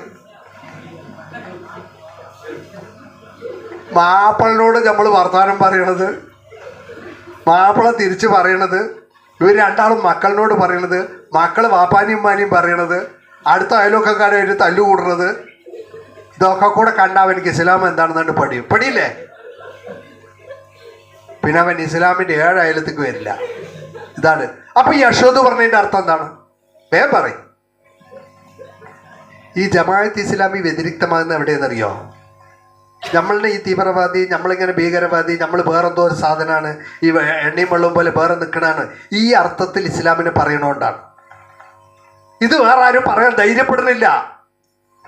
വേറെ ആളുകൾ നിസ്കരിച്ചാൽ മതി, ദിക്ർ ചൊല്ലിയാൽ മതി, ആണ്ടറുതി നടത്തിയാൽ മതി, ജാർത്ത് പാത്തിയ നടത്തിയാൽ മതി, കഴിഞ്ഞു. നമ്മൾ അതല്ല പറയണത്. നിങ്ങളുടെ ജീവിതം കണ്ടുകൊണ്ട് ഒരാൾ ഇസ്ലാം മനസ്സിലാക്കണം. ജീവിക്കുന്ന ഇസ്ലാമിൻ്റെ മാതൃകകളായി നിങ്ങൾ മാറണം. അങ്ങനെ ജീവിതത്തിൻ്റെ എല്ലാ ഭാഗത്തും ഇസ്ലാം അല്ലാത്ത സാധനമൊക്കെ നിങ്ങൾ മാറ്റണം. വേഗം എല്ലായിടത്തും ഇസ്ലാമിൽ ഉദ്ഖുലൂ ഫിസ്സിൽമി കാഫ വലാ തത്തബിഉ ഖുതുവാത്തി ശൈത്താൻ. ഇസ്ലാമിലേക്ക് പൂർണ്ണമായിട്ട് നിങ്ങൾ പ്രവേശിക്കണം. ആത്തിലൊരു കാല് സേത്തിലൊരു കാല് പറഞ്ഞിട്ട് നിന്നാൽ പറ്റൂല, അരമുറയായിട്ട് നിന്നാൽ പറ്റൂല. വരികയാണെങ്കിൽ മുഴുക്കം കണ്ട് വരണം, പുറമേക്ക് മാത്രം പറ്റൂല. ഈ നിങ്ങൾ ഈ നഖത്തിലിടില്ല, അത് പോളിഷ്, നെയിൽ പോളിഷ്, ക്യൂടെക്സ് ഇല്ലേ, കുട്ടികൾ നിങ്ങളിടില്ല. കുട്ടികളുടെ കാര്യമാണ് പറഞ്ഞു, ഇടുന്ന ആൾക്കാരുടെ കാര്യമാണ് ഞാൻ ചോദിച്ചു. ഇവിടൊക്കെ മുത്തക്കിങ്ങളാണ്. ആ സാധനം കണ്ടിട്ടേ ഇല്ലാത്തപ്പോൾ ഞാൻ ചോദിക്കണം, എന്താ ഉസ്താദ് ഈ നെയിൽ പോളിഷ് എന്താണെന്നാ ചോദിക്കണം. ആ അതാണ്, അൽഹംദുലില്ലാ. അപ്പൊ തോടിപ്പാടത്ത് ശരിക്കും അയാൾ തന്നെ വേണ്ട. അപ്പൊ ഈ സാധനം ഇതിങ്ങനെ ബ്ലേഡ് കൊണ്ട് ചരണ്ടിയാ പോവോ? പോകൂലേ? പോവും. മൈലാഞ്ചിയോ? ഷെരീഫ് സാഹിബ് പറഞ്ഞു പോണതും പോകാത്തതും ഉണ്ട്, മൂപ്പൻ്റെ ഡ്യൂപ്ലിക്കേറ്റ് ഉണ്ട് എന്നർത്ഥം. അപ്പോൾ രണ്ടും ഉണ്ട്. അപ്പോൾ ബ്ലേഡ് കൊണ്ട് ചരണ്ടിയാ പോകും. മൈലാഞ്ചിയോ? മൈലാഞ്ചി രണ്ടും കളറിങ് ആണ്. ഒരു കളറ് മേത്തുകൂടെ പുറത്തുകൂടെ ഉപരിപ്ലവമായത്, മറ്റേ കളറോ അസ്ഥിക്ക് പിടിച്ചിരിക്കുകയാണ്. അതിൻ്റെ ഓരോ സെൽസിലേക്കും ഇങ്ങനെ ഇറങ്ങിപ്പോയിരിക്കുകയാണ്. ഇസ്ലാം ഇതിൽ എങ്ങനെ വേണമെന്ന് വെച്ചാൽ പുറത്തുകൂടെ ഇസ്ലാമുണ്ട്, പുറത്തുകൂടെ താടിയുണ്ട്, തൊപ്പിയുണ്ട്, മക്കനുണ്ട്, ഹിജാബുണ്ട്, നിക്കാബുണ്ട്. ഞാൻ എലക്ഷൻ ഡ്യൂട്ടിക്ക് പോയപ്പോഴേ ഈ വിരലിൽ നമ്മൾ ഇത് ചെയ്യണ്ടേ, മഷി തേക്കണമല്ലോ, വിരലിങ്ങനെ നോക്കാൻ ഇത് ഊരൂല, കയ്യിലടക്കം സോക്സാണ്, ഇങ്ങനെ കെട്ടിയിട്ടുണ്ട്, ഇതൊക്കെ കെട്ടിയിട്ടുണ്ട്, കണ്ണു മാത്രമേ കാണുന്നുള്ളൂ. അപ്പോൾ നിങ്ങൾ മുഖം ഇങ്ങനെ കാണിച്ചാലേ നിങ്ങളുടെ ID കാർഡ് വെച്ചിട്ട് ഇവരുടെ പരിശോധിക്കണമല്ലോ. കാണിക്കില്ല, മുഖം കാണിക്കൂല, പണിയായോ? അപ്പോൾ ഇത് തക്കവൻ്റെ അങ്ങേയറ്റം. ഒന്നുമില്ലേ കളറിൻ്റെ പുറത്ത്, അല്ലെങ്കിൽ കുറുപ്പിൻ്റെ നെഞ്ഞത്ത് പറഞ്ഞ പോലെ, ഒന്നുമില്ലേ ഒക്കെ അയച്ചിട്ടിട്ട്, അല്ലെങ്കിൽ നേരെ മറിച്ച്. ഈ അർത്ഥത്തിലുള്ള ഒരു ഇസ്ലാം. അപ്പം ഞാൻ പറഞ്ഞത് ഇവിടെ ആ കളറിങ് എന്ന് പറഞ്ഞത് പുറത്തുകൂടുള്ള കളറിങ് അല്ല, പുറത്തുകൂടുള്ള വേഷവിധാനം മാത്രമല്ല, ഉള്ളിലേക്ക് അങ്ങോട്ട് കയറലാണ്. അങ്ങനെ ഉള്ളിൽ കയറിയിട്ട് നമ്മൾ ജീവിച്ചതിൻ്റെ ഭാഗം അങ്ങനെ ജീവിക്കാൻ തുടങ്ങിയാൽ, അങ്ങനെ ഇസ്ലാമികമായിട്ട് നിങ്ങൾ ജീവിക്കാൻ തുടങ്ങിയാൽ ഇൻഷാ അള്ളാഹ് നിങ്ങളുടെ ജീവിതം കൊണ്ട് ഇവിടെ ചില സാക്ഷ്യങ്ങളും ചില അടയാളപ്പെടുത്തലുകളും തീർച്ചയായിട്ടും ഈ ഭൂമുഖത്ത് ഉണ്ടാവും. അങ്ങനെ ഉണ്ടാകണം. അങ്ങനെ ഉണ്ടാകുമ്പോഴാണ് നിങ്ങൾ ടോക്കിയോയിൽ പോയാൽ അവിടെ ഹച്ചിക്കോ പറഞ്ഞിട്ടൊരു നായുണ്ട്, ഹച്ചിക്കോ. ആ നായയുടെ പ്രതിമ ഉണ്ട് അവിടെ ടോക്കിയോ റെയിൽവേ സ്റ്റേഷനിൽ. എന്താ സംഭവം എന്നറിയോ? ഒരു പ്രൊഫസറിൻ്റെ നായാണത്. നമ്മൾ സാധാരണ ആളുകളുടെ ചീത്ത പറയാൻ പറയുന്ന സാധനമാണ് ഈ നായ, അല്ലേ? നായിൻ്റെ അല്ലേ, അറിവുകെട്ട നായെ. തമിഴിൽ കാര്യമായിട്ട് ചീത്ത പറയുന്ന ഒരു തമിഴിൽ അറിവുകെട്ട നായ എന്ന് പറഞ്ഞത്. നായ എന്ന് പറഞ്ഞാൽ ഏറ്റവും മോശപ്പെട്ട ഒരു സാധനമായിട്ടാണ് നമ്മൾ പറയല്. പക്ഷെ ആ നായക്കാണ് അവിടെ ഒരു പ്രതിമ. ആ നായയുടെ പ്രതിമയുടെ ജനനത്തീയതി മരണത്തീയതി ഒക്കെ വെച്ചിട്ട് ആ ടോക്കിയോയിൽ റെയിൽവേ സ്റ്റേഷനിൽ വലിയൊരു നായൻ്റെ പ്രതിമ, ഹച്ചിക്കോ പറഞ്ഞ നായൻ്റെ പ്രതിമ ഉണ്ട്. ആ പിന്നെ വലിയ സിനിമ വരെ ഇറങ്ങിയിട്ടുണ്ട് ഈ നായയുടെ. എന്താ നായൻ്റെ പ്രത്യേകത എന്നറിയാം? എത്രയോ നായകൾ ജീവിച്ച് മരിച്ചു പോയിട്ടുണ്ട്, എത്രയോ മനുഷ്യന്മാർ ജീവിച്ച് മരിച്ചിട്ടുണ്ട്. അവർക്ക് ആർക്കും പ്രതിമല്ല. ഇപ്പോൾ നമ്മുടെ എത്ര വല്യന്മാരും അതേമാതിരി തന്നെ തന്തപ്പാരും തള്ളന്മാരും ഒക്കെ നമ്മുടെ ഇന്ന് മരിച്ചു പോയിട്ടുണ്ട്. അവരുടെ ആരെയും പ്രതിമ ഉണ്ടോ? ആരെങ്കിലും ഓർക്കപ്പെടുന്നുണ്ടോ? ആരെങ്കിലും സ്മരിക്കപ്പെടുന്നുണ്ടോ? ഇത് കേവലം ഒരു നായക്ക് അവിടെ ഒരു പ്രതിമ. എന്താ കാരണം? ചോദിച്ചപ്പോൾ അതൊരു പ്രൊഫസറിൻ്റെ നായയാണ്. ആ നായ പ്രൊഫസർ പോകുമ്പോൾ നായ ഇങ്ങനെ പോകും. പ്രൊഫസർ വണ്ടിക്ക് ട്രെയിനിൽ കയറുമ്പോൾ നായ അവിടെ നിന്ന് വരും. എന്നിട്ട് 4 മണിയാകുമ്പോൾ നായ അവിടെ പോയി കാത്തു നിൽക്കും. പ്രൊഫസറിനെ തിരിച്ച് വിളിച്ച് കൊണ്ടുപോകും. ഇതാണ് സാധാരണഗതിയിൽ ചെയ്യുക. അങ്ങനെ ഒരു ദിവസം പ്രൊഫസർ പോയെടുത്ത് കുഴഞ്ഞു വീട് മരിച്ചു. ബോഡി വേറെ വഴിക്ക് വന്നു. അവസാനം 4 മണിക്ക് ഞങ്ങളുടെ നായ അവിടെ പോയി നിന്നു. ഹജിക്കോ അവിടെ പോയി നിന്നു. നാളെ കിട്ടിയില്ല. പിറ്റേ ദിവസം പോയി, പിറ്റേ ദിവസം പോയി, പിറ്റേ ദിവസം പോയി, പിറ്റേ മാസം പോയി, പിറ്റേ കൊല്ലം പോയി. 9 കൊല്ലം. എത്ര? 9 കൊല്ലം. ആ നായ കൃത്യമായിട്ട് സ്റ്റേഷനിൽ പോകും തൻ്റെ യജമാനെ കാത്തിട്ട്. അങ്ങനെ ആയപ്പോൾ ആ നായയ്ക്ക് വേണ്ടി അവിടെ ഒരു പ്രതിമ നിർവഹിച്ചു. ഇപ്പൊ ഈ നായ മരിച്ചതിന് ശേഷം എന്ത് അടയാളപ്പെടുത്തലാണ് ഉണ്ടായത്? എന്തുകൊണ്ടാണ് ആ നായ അടയാളപ്പെടുത്തപ്പെട്ടത്? അതിന് ഏൽപ്പിക്കപ്പെട്ട ദൗത്യം, തന്നെ ഏൽപ്പിക്കപ്പെട്ട ദൗത്യം താൻ കൃത്യമായി നിർവഹിച്ചു. ഇതേപോലെ ഞാനും നിങ്ങളും മരിച്ചു പോയാൽ, റോബിൻ ശർമ്മയുടെ ഒരു പുസ്തകമുണ്ട്, ഇംഗ്ലീഷിൽ, മലയാളത്തിലും ഉണ്ട്, who will cry when you dye. എന്താ ബുക്കിന്റെ പേര്? Who will cry when you dye. അത് പറഞ്ഞാൽ നിങ്ങൾ മരിച്ചാൽ ആര് കരയും, നിങ്ങൾ മരിച്ചാൽ ആരുണ്ട് കരയാൻ എന്നാണ് ആ ബുക്കിന്റെ പേര്. നമ്മൾ മരിച്ചാൽ ഭാര്യയും മക്കളും ഒക്കെ കരയും. മയ്യത്തെടുത്ത് തിരിച്ചു വരുമ്പോൾ ഇവിടെ നെയ്ച്ചോറും ബിരിയാണിയൊക്കെ ആയിട്ടുണ്ടാവും അല്ലേ? പിന്നെ ആകെ അതിൻ്റെ വാസന ഉണ്ടാവും. കാറ്ററിംഗ് സർവീസുകാർ വന്നിട്ടുണ്ടാവും, ബെഞ്ചും ഡെസ്കും ഒക്കെ ഇട്ട്. ആ മരിപ്പ് പോകുന്ന വരെ തിന്നലും കുടിക്കലും ഒക്കെ അങ്ങ് മാറി. അത് കഴിഞ്ഞാൽ പിന്നെ പിറ്റേ ദിവസം 3-ന് പറയും വേണ്ട. പിന്നെ ആൾക്കാരനൊക്കെ വിളിച്ച് ഫാത്തിയ ഓതി മറ്റേ ചാപ്പാടും നെയ്ച്ചോറും ബിരിയാണിയും മന്തിയും കുഴിമന്തിയും ഒക്കെ ആയിട്ട് ആകെ ജഗപൊകയായി. കരച്ചിലൊക്കെ കഴിഞ്ഞു. ഇദ്ദേഹം പറഞ്ഞത്, നിങ്ങൾ മരണപ്പെട്ട് കഴിഞ്ഞാൽ നിങ്ങളെ ഓർത്ത് കരയുന്ന ആളുകളെ അവശേഷിപ്പിച്ചിട്ടാണോ നിങ്ങൾ പോകുന്നത്? നിങ്ങളുടെ സ്വന്തക്കാർ, നിങ്ങളുടെ ഭാര്യ കരയും, നിങ്ങളുടെ മക്കൾ കരയും. അതല്ല, നിങ്ങളുമായിട്ട് ഒരു ബന്ധമില്ലാത്ത ആരെങ്കിലും നിങ്ങൾക്ക് വേണ്ടി കരയുണ്ടോ? വിഷൻ 2026 എന്ന് പറഞ്ഞിട്ട് ജമാഅത്തെ ഇസ്ലാമിയുടെ ഒരു പദ്ധതിയുണ്ട് നോർത്ത് ഇന്ത്യയിൽ. ഈ ബീഹാർ, മറ്റേ അതേപോലെ രാജസ്ഥാൻ, ജാർഖണ്ഡ്, ഉത്തരാഖണ്ഡ് പറഞ്ഞ പോലെ ഈ സംസ്ഥാനങ്ങളിൽ പൊന്നുമക്കളെ നമ്മൾ ഈ കാണുന്ന മാതിരി അല്ല അവിടുത്തെ ജീവിതം. ഇവിടെ വരുന്ന ഒരു ഉറുദുക്കാരനായിട്ടുള്ള ഒരു ഇമാമിന് നമ്മൾ കൊടുക്കുന്ന ശമ്പളം 6000, 8000, പരമാവധി 10,000 ഒക്കെയാണ്. ഈ 10,000 റുപ്യ കൊണ്ടാണ് അവർ ഇവിടുന്ന്, നമ്മൾ ദുബായിൽ നിന്ന്, നമ്മുടെ കുട്ടികളൊക്കെ ദുബായിൽ നിന്ന് വരുന്ന മാതിരിയാണ് അവർ ഇവിടുന്ന് നാട്ടിൽ പോകുമ്പോൾ പോകല്. വെറും 10,000 റുപ്യ 12,000 റുപ്യ കൊടുത്തിട്ട്. അപ്പോൾ അവരുടെ ജീവിത നിലവാരങ്ങളെന്ന് ആലോചിച്ച് നോക്കി. വല്ലാത്ത ജീവിതമാണ്. നമ്മുടെ ഹൽക്കയിലുള്ള ആളുകൾ ഈ മറ്റേ റമദാൻ്റെ കിറ്റ് അവിടെ കൊണ്ടു കൊടുക്കാൻ പോയിട്ടേ അത് വാങ്ങാൻ വന്ന സ്ത്രീകളെ പറ്റി പറയണ കേൾക്കണം. വന്നിട്ട് ഐറ്റങ്ങളൊക്കെ അവരുടെ ഔറത്ത് കാണുന്ന ഡ്രസ്സുകൾ, കാരണം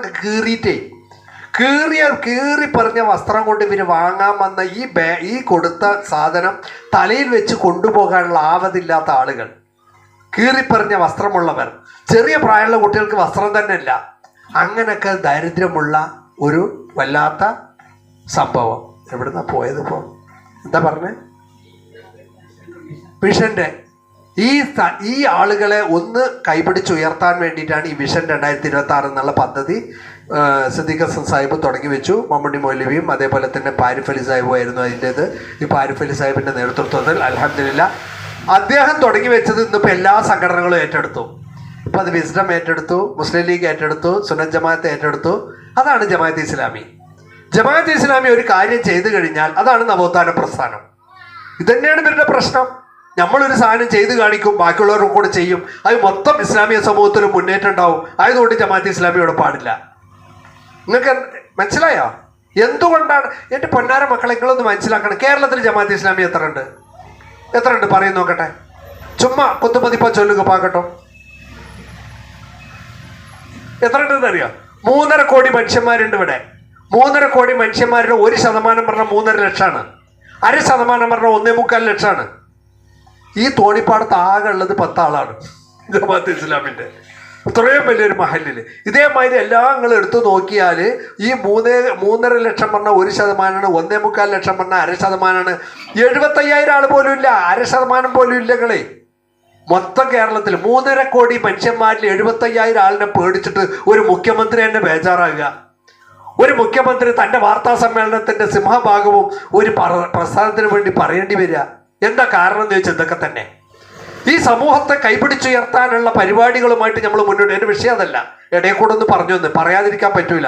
ദിവസം അത് കേൾക്കുകയല്ലേ. ജമാഅത്ത് ഇസ്ലാമി അതുകൊണ്ടത് പറഞ്ഞു പോയതാ. ഞാൻ പറഞ്ഞു വരുന്നത് ഇവിടെ വിഷയം എന്താണെന്ന് വെച്ചാൽ, അവിടെ വിഷൻ 2026 പദ്ധതിയുമായിട്ട് നമ്മുടെ ഒരാൾ ഇവിടുന്ന് അങ്ങോട്ട് പോയി. അവിടെ ചെന്നിട്ട് ലാൽ കില, അതായത് ചെങ്കോട്ടയുടെ അവിടെ പോയിട്ട് റിക്ഷയിൽ കയറി. അവിടെ റിക്ഷ ചവിട്ടിയിട്ടാണ്, നമ്മുടെ ഓട്ടോറിക്ഷ ഇപ്പോഴും സൈക്കിൾ റിക്ഷകളാണ് ഉള്ളത്. സൈക്കിൾ റിക്ഷയിൽ ഇദ്ദേഹം കയറി നിന്നപ്പോൾ ഒരു അസ്ഥിപഞ്ജരമായ ഒരു മനുഷ്യൻ വേർത്തൊലിച്ച് അങ്ങനെ ഒരു വല്ലാത്ത കോലം, ഒരു മനുഷ്യക്കോലം ആ സൈക്കിൾ ഇങ്ങനെ ചവിട്ടി കൊണ്ടുവരികയാണ്. അപ്പോൾ ഇദ്ദേഹം ഇവിടെ ഈ വണ്ടി കയറി ഇരുന്നിട്ട്, ഞാൻ ഇവിടെ എത്തിയിട്ടാ, ഞാൻ ഡൽഹിയിലെത്തി, ഇൻഷാല്ലാ റൂമിൽ പോയിട്ട് വിളിക്കാം, ഞാനിപ്പോൾ ആ വണ്ടിയിലാണ്, കുറച്ച് കഴിഞ്ഞ് വിളിക്കാം.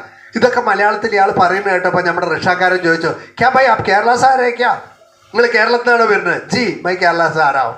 മലബാരി ഹേ? അവൻ മലബാരിയാണ്. അടുത്ത ചോദ്യം എന്താണെന്നറിയാം, അവിടൊക്കെ നീ വേർത്തൊലിച്ച് ഈ സൈക്കിളിൽ ചവിട്ടി പോകുന്ന ഈ മനുഷ്യൻ്റെ അടുത്ത ചോദ്യം എന്താണെന്നറിയാം, സിദ്ദീഖ് ഹസൻ സാബ് കൈസായ, സിദ്ദീഖ് ഹസൻ സാഹിബ് എങ്ങനെയുണ്ട്? ഈ കേരളത്തിൽ ഒരു പഞ്ചായത്ത് മെമ്പർ പോലും അല്ലാത്തൊരു മനുഷ്യൻ ഡൽഹിയിലെ ലാൽ ചൗക്കിൽ കിടന്നിട്ട് സൈക്കിൾ ചവിട്ടുന്ന ഒരു മനുഷ്യൻ ഈ മനുഷ്യൻ്റെ ആരോഗ്യാവസ്ഥയെക്കുറിച്ച് ചോദിക്കുകയാണ്. സുബ്ഹാനല്ലാഹ്. അപ്പോൾ ഞാൻ ചോദിക്കാം, ആപ്ക കൈസ മാലൂം, നിങ്ങൾക്ക് എങ്ങനെ അറിയാം, മൂപ്പരെ പറ്റി എങ്ങനെ അറിയാം ചോദിച്ചപ്പോൾ എന്താ പറഞ്ഞതെന്നറിയോ, ഞാൻ പണിയും തൊരവില്ലാതെ ഇവിടെ വന്ന് നട്ടം തിരിഞ്ഞപ്പോൾ, ഇവിടെ വന്ന് ബേജാറായിക്കൊണ്ട് ഞങ്ങൾ ഇരുന്നപ്പോൾ എന്നെ പിടിച്ച് കൊണ്ടുപോയി ഇരുത്തി ഈ ഒരു വണ്ടി വാങ്ങിച്ചു തന്ന് ഇന്ന് എൻ്റെ മക്കൾ 3 നേരം ഭക്ഷണം കഴിക്കുന്നത് ഇതുകൊണ്ടാണ്. എങ്ങനെ ഞാൻ മറക്കാൻ കഴിയും? ഇപ്പോൾ who will cry when you dye, മനസ്സിലായോ? നിങ്ങൾ മരിച്ചാലും ആര് കരയുന്നുള്ളത് മനസ്സിലായോ? അയാൾ ആരാ? ഒരു സ്വന്തവുമില്ല, ബന്ധവുമില്ല, ഈ ഭാഷക്കാരനല്ല, ഈ നാട്ടുകാരനല്ല, എവിടെയേ കിടക്കുന്നൊരു മനുഷ്യൻ നിങ്ങളെ ഓർത്ത് അവിടെ വിലപിക്കുന്നുണ്ടെങ്കിൽ, ഇതേപോലെ എന്നെക്കുറിച്ച് നിങ്ങളെക്കുറിച്ച് ഓർമ്മിക്കുവാൻ വേണ്ടി എന്തെങ്കിലും ചിലതൊക്കെ ഇവിടെ നിർവഹിക്കാൻ കഴിഞ്ഞിട്ടില്ലെങ്കിൽ നമ്മുടെ ജീവിതം എന്ന് പറഞ്ഞാൽ ചത്തതിനൊക്കുമേ ജീവിച്ചിരിക്കലും പറഞ്ഞ പോലെ വേസ്റ്റാണ്, ഒരു പ്രയോജനമില്ലാത്ത ജീവിതമായിട്ടത് മാറും.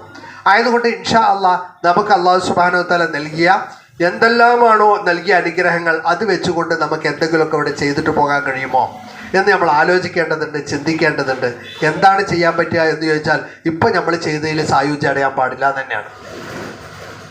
നമുക്ക് നമ്മുടേതായ ഒരു പ്രവർത്തന മേഖലകൾ നമ്മൾ തിരഞ്ഞെടുക്കണം, സാധിക്കുന്ന സംഗതികൾ. ഹസരത്ത് അബൂബക്കർ റളിയല്ലാഹുവിനോട് റസൂൽ എല്ലാവരെയും കൂടെ സ്വഹാബത്തിനൊക്കെ കൂടെ വെച്ചിട്ട് റസൂൽ ചോദിച്ചു, ഇന്ന് ഒരു മയ്യത്തിനെ പിന്തുടർന്ന ആരാണ്? അബൂബക്കർ റളിയല്ലാഹു, ഞാൻ.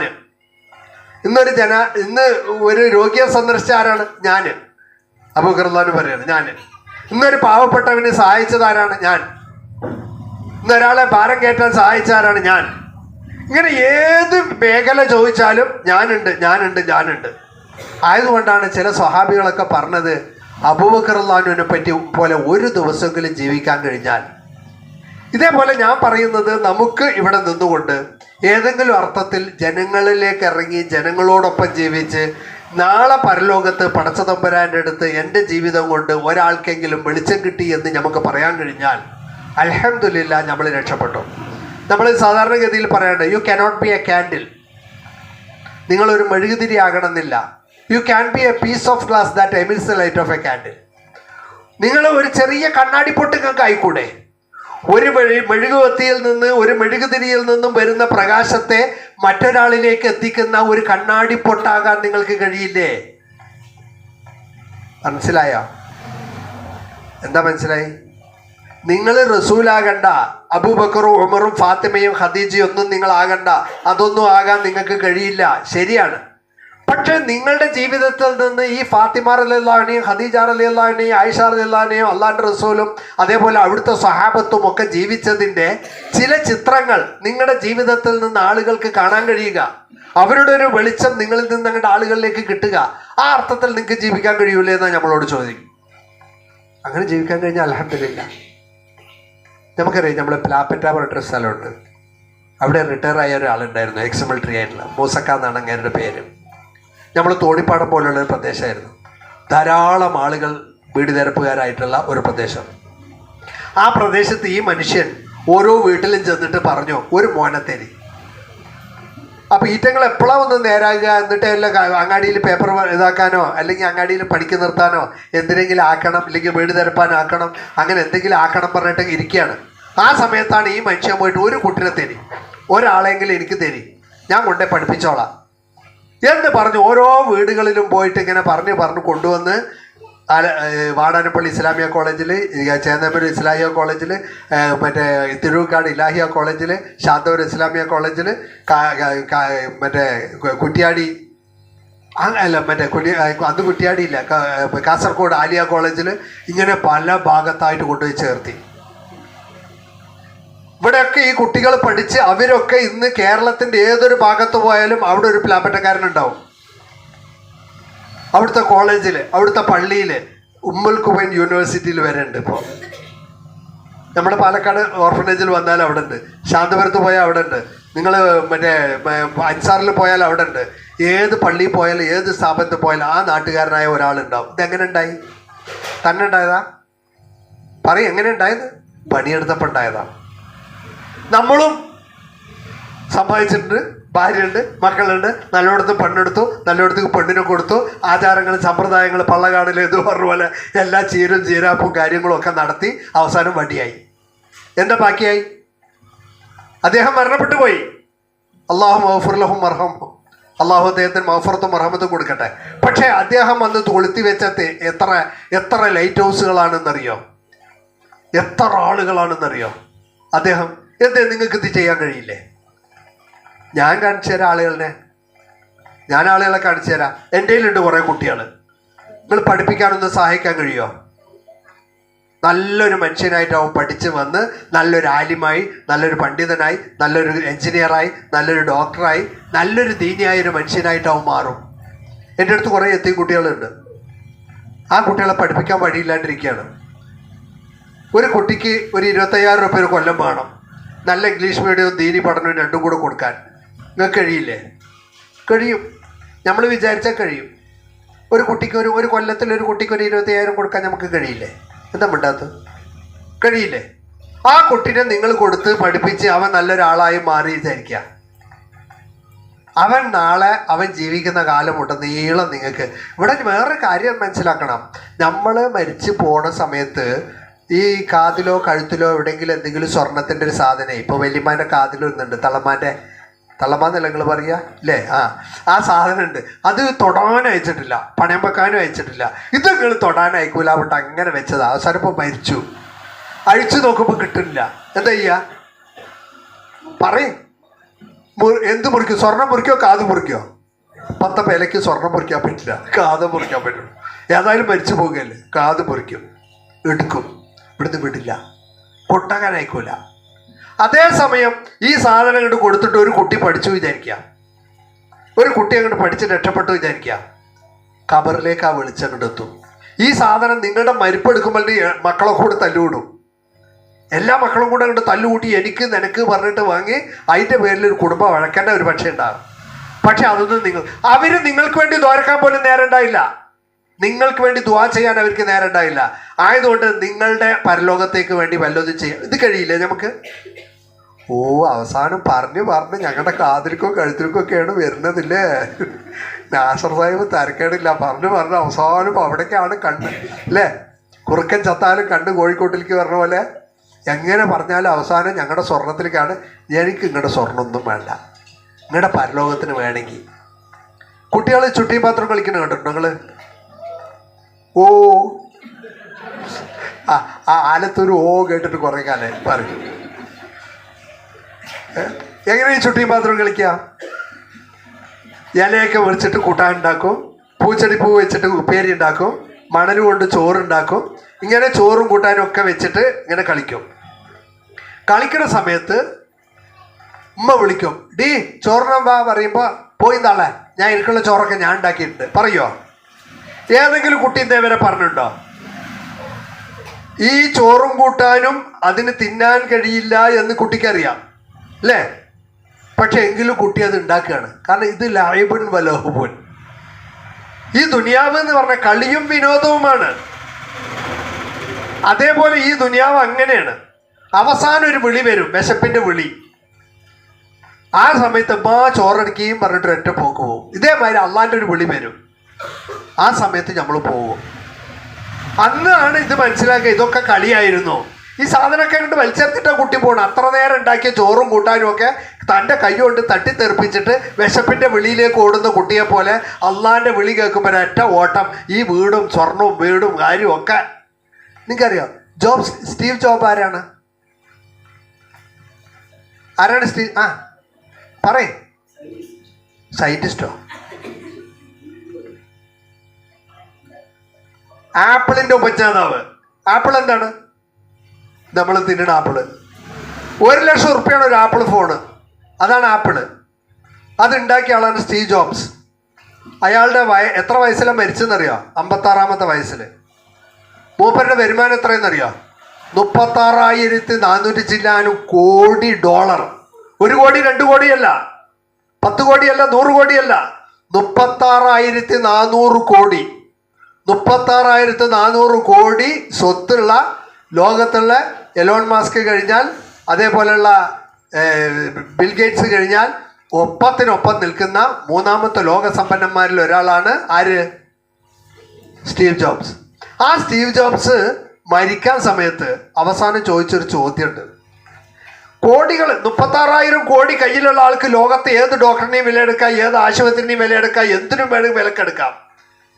എൻ്റെ കാശ് കൊണ്ട് ലോകത്തെ തന്നെ ഞാൻ വിലക്ക് വാങ്ങാൻ വേണ്ടി കയ്യിൽ മുഴുവൻ കാശ് വെച്ചുകൊണ്ട് ഞാൻ വിളിക്കുന്നത് ഒരാളെ എനിക്ക് തരുമോ? ഞാൻ കോടികൾ തരാം. എന്തിനാന്ന് ചോദിച്ചെന്നറിയാം? Just share my pain. എൻ്റെ വേദന ഒന്ന് പങ്കുവെക്കും. എനിക്ക് വേദന സഹിക്കണില്ല.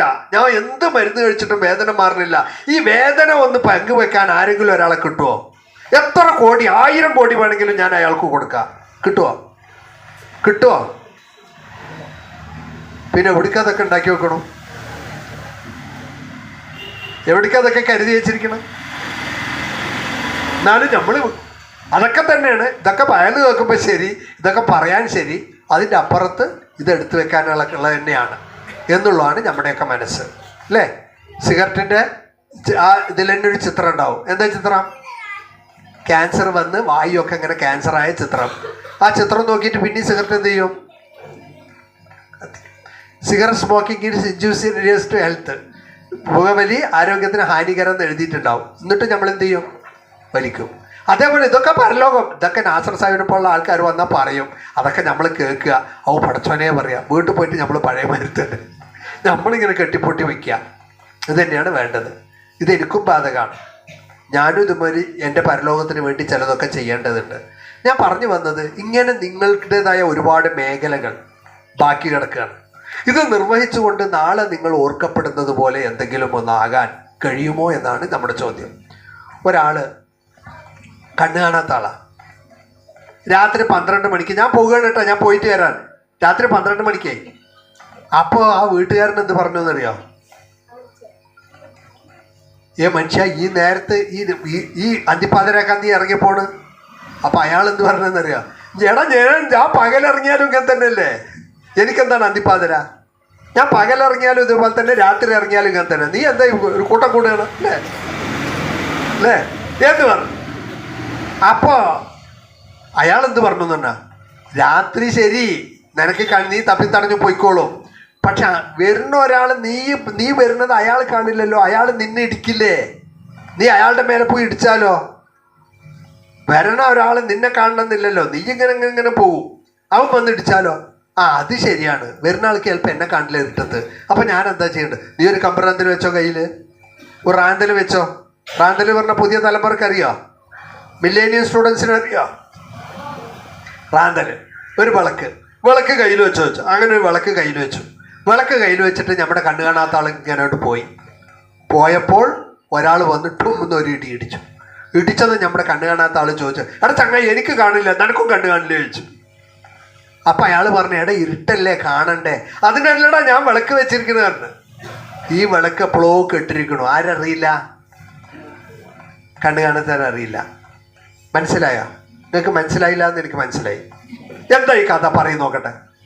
എന്താണ് ഇപ്പൊ ഈ കഥയെന്ന് ഉദ്ദേശിച്ചത്? എന്താണ് ആ വിളക്ക്? ആരാണ് ആ കണ്ണു കാണാത്ത ആള്?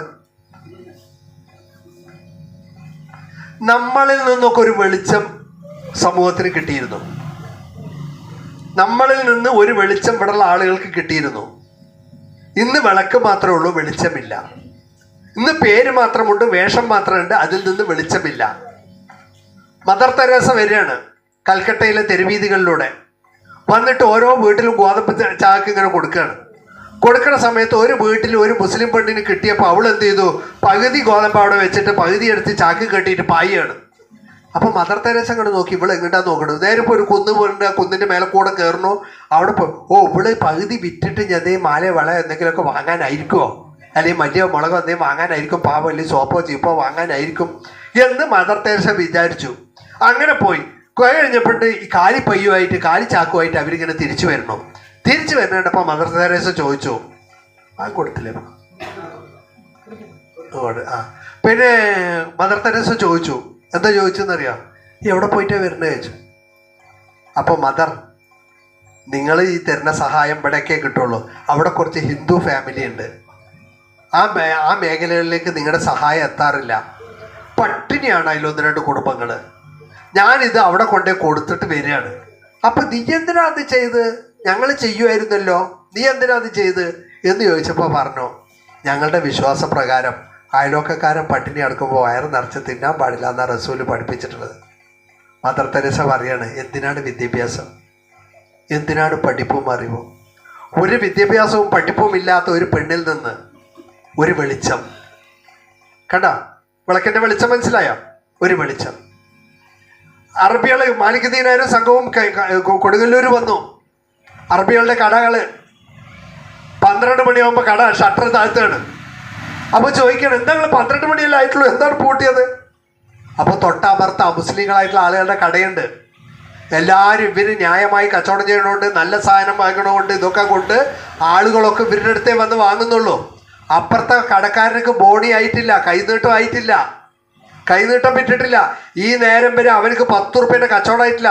വൈകുന്നേരം വരെ ഞാൻ ഈ കടയും തുറന്നിരുന്നാലേ ആ കുടുംബം പട്ടിണിയാവും. നാളെ റബ്ബിൻ്റെ അടുത്ത് ഞാൻ മറുപടി പറയേണ്ടി വരും. യൂസിറൂനാല അംഫസിയും വലവുക്കാന ബിഹിം ഹസാസ. നീ സ്വയം പ്രയാസം അനുഭവിച്ചിട്ട് മറ്റൊരാളെ സഹായിക്കണം എന്നാണ് ഖുർആൻ പറഞ്ഞിട്ടുള്ളത്. ആയതുകൊണ്ട് ഞാൻ ഷട്ടർ താഴ്ത്തുകയാണ്, കച്ചവടം കിട്ടട്ടെ. ഇതൊരു വെളിച്ചമായിരുന്നു. ഈ വെളിച്ചമൊക്കെ കണ്ടത് ഇത് സർദാർ പണിക്കർ കേരള ചരിത്രം എഴുതിയിട്ടുണ്ട്. കേരളത്തിൽ എങ്ങനെയാണ് ഇസ്ലാമിൻ്റെ പ്രചരണം ഉണ്ടായി എന്നുള്ളത് സർദാർ പണിക്കർ എഴുതുന്ന സമയത്ത് അദ്ദേഹം പറയുന്ന സംഭവമാണ്. ഇതൊരു മുസ്ലിം പറഞ്ഞതല്ല, ഒരു മുസ്ലിം അല്ലാത്ത ഒരാൾ കേരളത്തിലെ മുസ്ലിങ്ങളുടെ സംഭവം പറഞ്ഞ. ഇതേമാതിരി ഇന്നിപ്പോൾ നമ്മുടെ ആൾക്കാരുടെ മറ്റവൻ്റെ കച്ചവടത്തിന് നമ്മൾ അതിന് പാര വയ്ക്കാൻ നമുക്ക് എന്തൊക്കെ ചെയ്യാൻ പറ്റും അല്ലേ? രണ്ടും ഒരു സെഫിൽ നിന്ന് നിസ്കരിക്കണവരായിരിക്കും, ഒറ്റ സെഫിൽ നിന്ന് നിസ്കരിക്കണവരായിരിക്കും. ശരിയല്ലേ ഞാൻ പറഞ്ഞത്? ആണോ? അങ്ങനൊന്നുമില്ല. ഇതാണ് നമ്മുടെ ഇപ്പം നമ്മുടെ കയ്യിൽ എന്തുണ്ട്? വിളക്കുണ്ട്. എന്തില്ല? വെളിച്ചമില്ല. അങ്ങനെ വെളിച്ചമില്ലാത്ത വിളക്കുമായി നടക്കുന്ന ഒരാളുകളായിട്ട് നമ്മൾ മാറരുത്. ഇൻഷാ അള്ളാഹ് നമുക്ക് എന്ത് ചെയ്യണം? അള്ളാഹു സുബ്ഹാനഹു തആലയുടെ ഈ ദീന് എന്താണോ നമ്മളോട് പറഞ്ഞത് അത് നമ്മുടെ ജീവിതത്തിൽ പകർത്തി കാണിച്ച് മനസ്സിലാക്കി കൊടുക്കാൻ പറ്റിയ രൂപത്തിൽ നമ്മുടെ ജീവിതത്തെ ഒന്ന് അടയാളപ്പെടുത്താൻ, നമ്മൾ മരണപ്പെട്ടു പോയാലും നമ്മളിൽ നിന്ന് ഒരാൾ നമ്മുടെ സ്വഭാവവും പെരുമാറ്റവും ഒക്കെ കണ്ടിട്ട് നമ്മളെ നിന്ന് അവർ ഈ മാർഗം പിൻപറ്റാൻ തയ്യാറാകുന്ന ഒരാൾ അങ്ങനെ തയ്യാറാകുകയാണെങ്കിൽ ഖൈറുല്ലക മിന ദുനിയ വമാ ഫിഹ, നിങ്ങൾക്ക് ഈ ദുനിയാവിൽ കിട്ടാവുന്ന ഏറ്റവും വലിയ അനുഗ്രഹം അതാണ്. ആ അർത്ഥത്തിൽ നിങ്ങൾ ചില അടയാളപ്പെടുത്തൽ ഏർപ്പെടുത്തിയിട്ട് വേണം ഇവിടുന്ന് പോകാനെന്നാണ് നമ്മളോട് പറഞ്ഞിട്ടുള്ളത്. അപ്പം നമുക്ക് ഇൻഷാ അല്ലാഹ് നമ്മുടെ ജീവിത മേഖലയിൽ നമുക്ക് ഈ പറഞ്ഞ പോലെ അമല് വേണം, ഇബാദത്ത് വേണം, ദിക്ർ വേണം, ദുആ വേണം. ഇതൊക്കെ ചെയ്തുകൊണ്ട് നമ്മൾ നല്ലൊരു മനുഷ്യനാവുമ്പോൾ, നല്ലൊരു മുസ്ലിം വ്യക്തിത്വമായിട്ട് നമ്മൾ മാറി മറ്റൊരാൾക്ക് നമ്മുടെ നിന്ന് യഥാർത്ഥ ഇസ്ലാമിൻ്റെ ജീവിതം ആളുകൾക്ക് കാണാനും അറിയാനും മനസ്സിലാക്കാനും പറ്റിയ രൂപത്തിലുള്ള ആളുകളായി നമ്മൾ മാറാൻ കഴിയുക എന്ന് പറയുന്നതാണ് ഈ കാലഘട്ടത്തിൽ നമ്മൾ ചെയ്യേണ്ട ദൗത്യം. അതിനെയാണ് നമ്മൾ അഷ്ഹദു, ഞാൻ സാക്ഷ്യം വഹിക്കുന്നു എന്ന് പറയുന്നത്. അത് പറയുമ്പോൾ കുറച്ച് ഇടങ്ങാറ് തന്നെയാണ്. ഞാനീ പറയുന്നത് അങ്ങനെ ജീവിക്കുക എന്ന് പറഞ്ഞാൽ കുറച്ച് ഇടങ്ങാറാണ്. മറ്റുള്ളവരൊക്കെ അടിപൊളിച്ച് ആഷ്പോഷായിട്ട് ജീവിക്കുമ്പോൾ നമുക്കൊരു പക്ഷേ ജീവിക്കാൻ കഴിയില്ല. നമ്മൾ സദക്കയും സക്കാത്തും ഒക്കെ കൃത്യമായി കൊടുക്കുക, ഹറാമായിട്ടുള്ള വരുമാനങ്ങൾ നമ്മൾ വേണ്ടാന്ന് വെക്കുക, ഹലാലായിട്ടുള്ളത് മാത്രം വയ്ക്കുക, മറ്റുള്ളവർ കൈക്കൂലി വാങ്ങുമ്പോൾ നമ്മൾ കൈക്കൂലി വാങ്ങേണ്ട വയ്ക്കുക, മറ്റുള്ളവർ അഴിമതി ചെയ്യുമ്പോൾ നമ്മൾ അഴിമതി ചെയ്യേണ്ട വയ്ക്കുക. അഴിമതി രഹിതമായ പൊളിറ്റിക്സിനെ ഭയപ്പെടുകയാണ്. ഈ അടുത്ത കാലത്ത് തെരഞ്ഞെടുപ്പിൽ ജയിച്ച ചില ആളുകൾ അവരുടെ വാർഡിൽ 5 കോടി ഉറുപ്പ്യൻ്റെ വികസന പ്രവർത്തനം നടത്തി. സർക്കാർ 5 കോടി കൊടുത്തപ്പോൾ 5 കോടിൻ്റെ കൂടെ കുറച്ചും കൂടെ ചേർത്തിട്ട് അവിടെ ചെയ്തിരിക്കുകയാണ്. ഒരു പൈസ അടിച്ചു മാറ്റിയിട്ടില്ല. ബാക്കി രാഷ്ട്രീയക്കാർ മനസ്സിലാക്കി, ആ പാർട്ടിക്കാർ കാശുണ്ടാക്കാൻ വേണ്ടി മാത്രം രാഷ്ട്രീയത്തിൽ വന്ന ആളുകൾ അവർ മനസ്സിലാക്കി ഇങ്ങനൊരു രാഷ്ട്രീയം ഇവിടെ നടന്നാൽ നമ്മൾ ഗതി പിടിക്കില്ല. ആയതുകൊണ്ട് ഇവിടെ പാമ്പും കീരിയും കൂടെ ഒത്തു ഇവരെ തോൽപ്പിക്കണം, ഈ അഴിമതി വിരുദ്ധരെ തോൽപ്പിക്കണം. ഈ അഴിമതി വിരുദ്ധർ ഇങ്ങനെ വന്നു കഴിഞ്ഞാൽ നമ്മുടെ കാര്യം കട്ടപ്പോകാം. ആയതുകൊണ്ട് അവർ ജയിക്കാൻ പാടില്ല. ഇവിടെ ഞാൻ പറയണത് ഈ അഴിമതിയില്ലാത്ത, കൈക്കൂലിയില്ലാത്ത, പലിശൻ്റെ ഇടപാടുകളില്ലാത്ത ഒക്കെ ജീവിക്കുക എന്നൊക്കെ പറയുമ്പോൾ സമൂഹത്തിൽ നിങ്ങളങ്ങനെ വലിയ കാശും പൈസയൊന്നും തട്ടിപ്പും വെട്ടിപ്പും തരികിടയൊന്നും ഇല്ലാതെ ഒക്കെ ജീവിക്കുക എന്ന് പറയുമ്പോൾ സമൂഹത്തിൽ വലിയ കാശും പൈസയൊന്നും നമുക്ക് ഉണ്ടായിക്കൊള്ളണമെന്നില്ല. കാശുള്ള നാണം കെട്ടും പണം നേടിക്കൊള്ളുക, നാണക്കേട പണം തീർത്തുകൊള്ളും അല്ലേ? എങ്ങനെയെങ്കിലും കാശുണ്ടാക്കുക, നിന്നെ പള്ളി പ്രസിഡന്റ് ആക്കും. പലിശക്കാരായിരിക്കും, പള്ളി പ്രസിഡന്റ് ആക്കും, സെക്രട്ടറി ആക്കും, മൊത്തവല്ലി ആക്കും. സുജൂദിലേക്ക് ഇങ്ങോട്ട് പോകുമ്പോഴേ പോക്കറ്റിൽ നിന്ന് ലോട്ടറി ടിക്കറ്റ് പറക്കുകയാണ്. പോക്കറ്റിൽ ലോട്ടറി ടിക്കറ്റ്. അതിനേക്കാൾ വലിയ രസം എന്താ വെച്ചാൽ, ഒരു ചായക്കടയിൽ ഇയാളിങ്ങനെ ലോട്ടറിൻ്റെ ബാഗും വെച്ചിട്ട് ഇങ്ങനെ വന്നിട്ട് എനിക്കൊരു ചായ എടുക്കുക പറഞ്ഞു. അപ്പണ്ട് വേറൊരാൾ, അയാൾ നല്ല നിസ്കാരമൊക്കെ നിളയൊക്കെ ഉള്ള ആളാണ്, അയാളുടെ നിന്നിട്ട് ചായ കുടിക്കണം. അപ്പം നമ്മുടെ ലോട്ടറിക്കാരൻ പറയും, സഹോദര ഇരുന്ന് ചായ കുടിക്ക്, അല്ലാണ്ട് റസൂലിൻ്റെ സുന്നത്താണത്, മൂപ്പരുടെ കയ്യിലുള്ളതോ? മനസ്സിലായില്ല അല്ലേ? മൂപ്പരുടെ കയ്യിലുള്ളതോ? ഹറാമും കയ്യിൽ എന്തിട്ടാണ് മറ്റവൻ്റെ സുന്നത്ത് നോക്കുന്നത്. ഇതാണ് നമ്മുടെ ഇങ്ങനെ കുറേ സംഗതികളോട് നമ്മളങ്ങോട്ട് ഇടുകി ചേർന്ന് ജീവിച്ചു പോയി. ഇതിനൊക്കെ നമ്മളൊന്ന് മാറ്റി നിർത്തി പോകുക പറഞ്ഞാൽ ഭയങ്കര സങ്കടം. പൊന്നുമോളെ വേഗം കൊടുത്തിട്ട് പോ. പിന്നെ ഇതിന് നമ്മൾ സാധാരണഗതിയിൽ തമിഴ്നാട്ടിൽ കൂടെ ഒക്കെ അങ്ങോട്ട് പോയാൽ അവിടെ സർക്കസ് ഉണ്ടാവും റോഡിൻ്റെ അടുത്ത്. ഇതെങ്ങനെ ഒരു കമ്പുണ്ടാവും, ആ കമ്പിൽ നിന്ന് മറ്റേ കമ്പിലേക്ക് വലിച്ചൊരു കയറ് കെട്ടിയിട്ടുണ്ടാവും. ആ കയറിൻ്റെ മേലെ കൂടെ ഒരു ചങ്ങായി ഇങ്ങനെ നടക്കും. നടക്കുന്ന സമയത്ത് അയാളുടെ കയ്യിൽ ഒരു വടി കൊടുത്തിട്ടുണ്ടാവും. ആ വടി വെച്ചിട്ട് അയാൾ ഇങ്ങനെ നടന്നു പോകും. ഈ വടി എന്തിനാണ്? ബാലൻസ്. പക്ഷെ ഒരാള് ഒരു അന്തമൊന്നുമില്ലാത്തൊരു ചങ്ങായി ഇതിങ്ങനെ നോക്കിയിട്ട് പറയണേ, മലപ്പുറം ഭാഷ പറഞ്ഞ മൊയന്ത് എന്നാ പറയുക. അങ്ങനത്തെ ഒരു ചങ്ങായി, അവൻ ഇത് നോക്കിയിട്ട് എന്താ പറയണത്, ആ ചങ്ങായി ഒറ്റക്ക് നടക്കണതേ ആരോ പറഞ്ഞല്ലോ, പോരെങ്കിലും ഒരു വടി. ആ വടി അയാൾക്ക് ഭാരമല്ലേ? ആന്ന്. അപ്പോൾ നിങ്ങളെന്നെ മൊയന്ത് ഭാരമല്ലേ? അല്ല, അയാളത് ഭാരമാണ് പറഞ്ഞ വടി താഴ്ത്തിട്ട് എന്താ സംഭവിക്കുക? തലയും കുത്തി വീഴും. ഹസറ ദുന്യാവല്ല ആഖിറ. ഇത് ഏതാണ് ആ കയറ്, ഏതാണ് ആ വടി? മനസ്സിലായോ? കിട്ടിയവർ വേറെ വാങ്ങിക്കോളെ. എല്ലാവരുടെ ശ്രദ്ധ ഒക്കെ പോകുകയാണ്. അങ്ങോട്ട് കൊടുക്കുക. എനിക്ക് വേണ്ട, അങ്ങോട്ട് കൊടുക്കുക, അങ്ങോട്ട് കൊടുക്കുക, ബാക്കിൽ കൊടുക്കുക. എനിക്ക് വേണ്ട കൊടുക്കുക. പിന്നെ അപ്പോൾ ഇതേതാ ആ കയറ് ഏതാണെന്നറിയോ? ഇഹ്ദിന സിറാത്തുൽ മുസ്തഖീം. ഒരു ദിവസം 17 പ്രാവശ്യം ചോദിക്കണത്, പടച്ചോനെ ഞങ്ങൾക്ക് നേരായ മാർഗം കാണിച്ചോണ്ടാ. ആ കയറ് കൂടെ ഇങ്ങനെ പോകുകയാണ്. ആ സമയത്ത് കയറുന്ന് അങ്ങോട്ടും ഇങ്ങോട്ടും തെറ്റാണ്ട് പോകാൻ വേണ്ടി നിങ്ങളുടെ കയ്യിൽ തന്ന വടിയാണ് തറക്തു ഫീക്കും അംറൈൻ ലൻ തളില്ലു തമസ്സക്തും ബിഹിമാ കിതാബുല്ലാഹി വസുന്നത്ത് റസൂലി. ഒരു കയ്യിൽ കിതാബുള്ളയും വേറൊരു കയ്യിൽ സുന്നത്ത് റസൂലും. ഈ അള്ളാഹിൻ്റെ കൽപ്പനയും റസൂലിൻ്റെ മാതൃകയും കയ്യിൽ വെച്ചുകൊണ്ട് നിങ്ങൾ അങ്ങനെ അങ്ങ് നടന്നു പോവുകയാണെങ്കിൽ നിങ്ങൾ താഴെ വീഴില്ല. തളില്ലു, നിങ്ങൾ വീഴൂല, ഒരിക്കലും വഴി തെറ്റൂല, നിങ്ങൾ സുഖമായിട്ട് അങ്ങോട്ട് പോകാം. പക്ഷെ അത് ഭാരമാണ്. ഈ ഇസ്ലാം, ഈ വസ്ത്രധാരണം ഇപ്പം ഇങ്ങോട്ടൊക്കെ വന്നപ്പോൾ നല്ല ഉഷാറായിട്ടുണ്ട്, നല്ല ഡ്രസ് കോഡൊക്കെ അടിപൊളിയായിട്ടുണ്ട്. കല്യാണത്തിന് പോയാൽ ഇതാണ് സാധനം എന്ന് അറിയാൻ നിങ്ങളല്ല കേട്ടോ.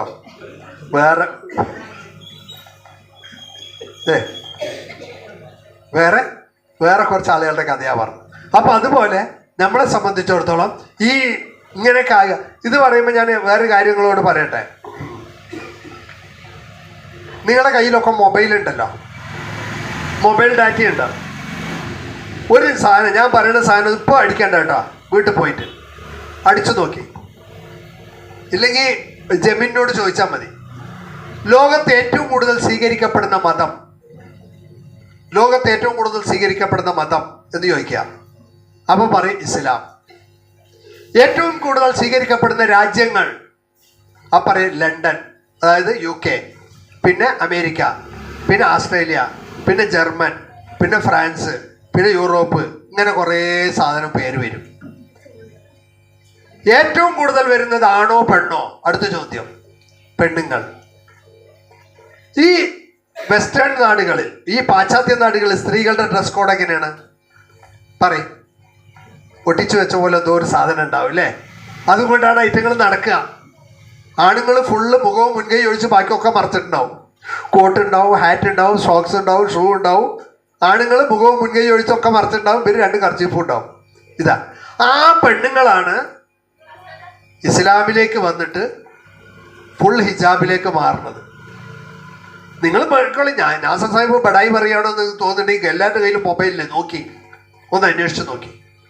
Y they are coming towards Islam? അവരെന്തുകൊണ്ട് ഇസ്ലാമിലേക്ക് വരുന്നു ഒന്ന് അന്വേഷിക്കുക. അപ്പോൾ മനസ്സിലാകും ഇസ്ലാം പറയുന്ന, അള്ളാന്റെ കൽപ്പനയും റസൂലിന്റെ ജീവിതവും പറയുന്ന ഒരു ജീവിതം ഇതാണ് ഈ ഇസ്ലാമിക സംവിധാനം, ഇസ്ലാമിക വ്യവസ്ഥ എന്നൊക്കെ പറയുന്നത് ഇതാണ്. അല്ലാണ്ട് മതരാഷ്ട്രമൊന്നുമല്ല. ഈ ഇസ്ലാമിനെ പേടിച്ചിട്ട് ആടിനെ പട്ടിയാക്കുക പറയും പോലെ പറഞ്ഞ് പേടിപ്പിച്ചിട്ട് അതിനെ വേറൊന്നാക്കാൻ വേണ്ടിയിട്ടാണ് ഇതുപോലുള്ള സംജ്ഞകളൊക്കെ ഉപയോഗപ്പെടുത്തുന്നത്. ആ നാടുകളൊക്കെ ഈ ഇസ്ലാമിലേക്ക് വരികയാണ്. ആ നാടുകൾ ഞാൻ വെടി പറയുകയാണെങ്കിൽ നിങ്ങൾ നോക്കി, നിങ്ങൾ അന്വേഷിക്കുക. ഗ്രോക്ക് പറഞ്ഞിട്ടൊരു സാധനമുണ്ട്, അതിലും അന്വേഷിക്കുക. ഇല്ല പറഞ്ഞാൽ ChatGPT ഉണ്ട്, അതിൽ ചോദിക്കുക. ഇല്ല പറഞ്ഞാൽ ഈ പറഞ്ഞ പോലെ എന്താണ് പറഞ്ഞത് ജെമിനി ഉണ്ട്, അതിൽ ചോദിക്കുക. ഖുറാനും സുന്നത്തും പറഞ്ഞതിനേക്കാൾ വിശ്വാസമാണ് ജെമിനി പറഞ്ഞാൽ. അള്ളാഹു റസൂലും പറഞ്ഞതിനേക്കാൾ വിശ്വാസമാണ്. ചോദിച്ചാൽ നിങ്ങൾക്ക് അറിയാം. അപ്പൊ ഈ ഇങ്ങനെയുള്ള ഇങ്ങനെ ഒന്ന് കുത്താൻ പെടുന്ന പാട് പടച്ചോനെ അല്ലേ?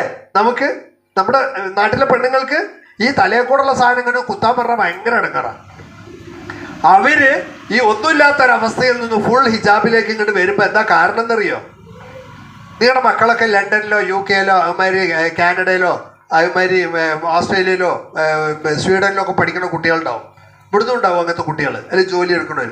അവരെ വിളിച്ച് ചോദിക്കും എന്താ അവിടുത്തെ കഥ. അപ്പം നിങ്ങൾക്ക് മനസ്സിലാവും അവിടെ കെയർ ഹോമുകളുണ്ട്. കെയർ ഹോം പറഞ്ഞാൽ വെല്ലിപ്പഖാന എന്ന് പറയാം, എത്തിക്കാന പോലെ വയസ്സായ വാപ്പാരിനെയും ഇമ്മാരിനെയും നോക്കുന്ന കെയർ ഹോം. അപ്പം അവർക്ക് ഭാര്യയും മക്കളൊന്നും ഇല്ല വെച്ച്, ഭാര്യയുണ്ട് മക്കളുണ്ട്. അത് തവള പാറ്റിയതുപോലെ എവിടേക്കുണ്ട്, എവിടെ മക്കളെന്ന് അറിയില്ല. ഇതിൻ്റെ മക്കൾ എവിടേക്കാണെന്ന് അറിയില്ല. കാരണം ലിവിങ് ടുഗദറാണ്, കല്യാണം വേണ്ട, അങ്ങനെ ജീവിച്ചതാണ്. ഏതാണ് ഭാര്യ എന്നറിയില്ല, എവിടെയാണ് മക്കളെന്നറിയില്ല, ആരുടെ വാപ്പയാണ് ഞാൻ അറിയില്ല, ആരുടെ വെല്ലിപ്പയാണെന്ന് അറിയില്ല. അങ്ങനെ ഇങ്ങനത്തെ കുറേ സാധനങ്ങളിനെ കൊണ്ടേ ആക്കിയിട്ടുണ്ട്. നിങ്ങളുടെ കുട്ടികൾ അവിടെ പോയി പഠിക്കലുണ്ട്. മറ്റേ പാർട്ട് ടൈം ആയിട്ട് ജോലിയുണ്ട് പറഞ്ഞു. ഈ ചെക്കന്മാർ ചെയ്യുന്ന പാർട്ട് ടൈം ജോലി എന്താണെന്നറിയാം? ഈ വയസ്സായ കാരണന്മാരുടെ അപ്പിമാരില്ലേ, നല്ല പൈസയാണ്, ഡോളറാണ് കിട്ടുക. ഇവിടെ വല്യപ്പാൻ്റെ മൂത്രപാത്രമൊന്നും അങ്ങോട്ട് എടുത്തു വെച്ചിട്ടില്ല. അവിടെ പോയിട്ട് ഏതോ ഒരു പാശ്ചാത്യൻ്റെ ഏതോ ഒരു ഇംഗ്ലീഷുകാരൻ്റെ പോയി വാരാൻ നിൽക്കുകയാണ്, കാരണം ഡോളർ കിട്ടും. അപ്പം എന്തുകൊണ്ട് അവർക്ക് മക്കളും പേരക്കുട്ടികളൊന്നും ഇല്ല ചോദിച്ചാൽ അവരുടെ ഒരു കുടുംബ വ്യവസ്ഥയില്ല.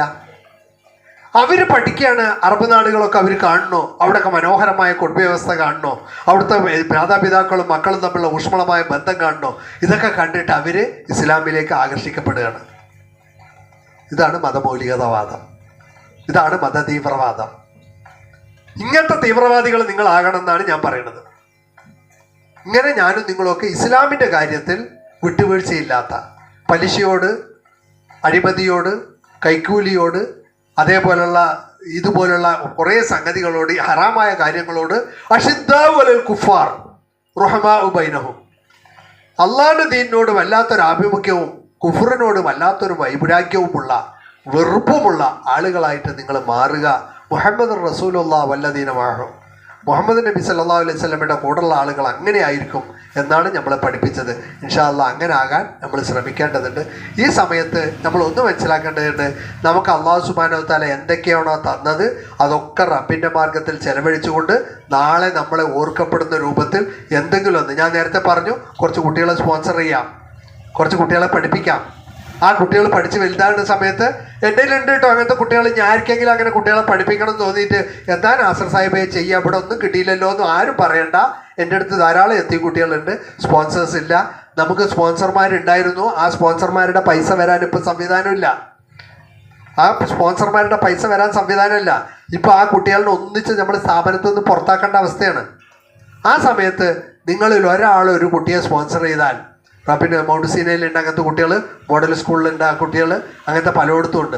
നല്ല മിടുക്കന്മാരായ, നല്ല പഠിക്കാൻ കഴിവുള്ള, നല്ല ടാലൻറ്റഡ് ആയിട്ടുള്ള, നല്ല സ്കിൽസ് ഉള്ള പെൺകുട്ടികൾ. ഇപ്പം നാഷണൽ ലെവലിൽ ഇത് കിട്ടിയ, വെയിറ്റ് ലിഫ്റ്റിംഗ് കിട്ടിയ പെൺകുട്ടി കണ്ടില്ലേ, നമ്മുടെ ഓർഫനേജ് പഠിച്ച കുട്ടിയാ. ഇപ്പോൾ വെയിറ്റ് ലിഫ്റ്റിൽ ഇപ്പോൾ നാഷണൽ ലെവലിൽ കിട്ടി, ദേശീയ അവാർഡ് കിട്ടി. ഇന്നലെ മിനിയാന്നൊക്കെ ടി വിയിലും എല്ലാ പത്രത്തിലും ഉണ്ടായിരുന്നു. നാജിയ, അവള് നമ്മുടെ എത്തിക്കാനെ പഠിച്ച കുട്ടിയാ.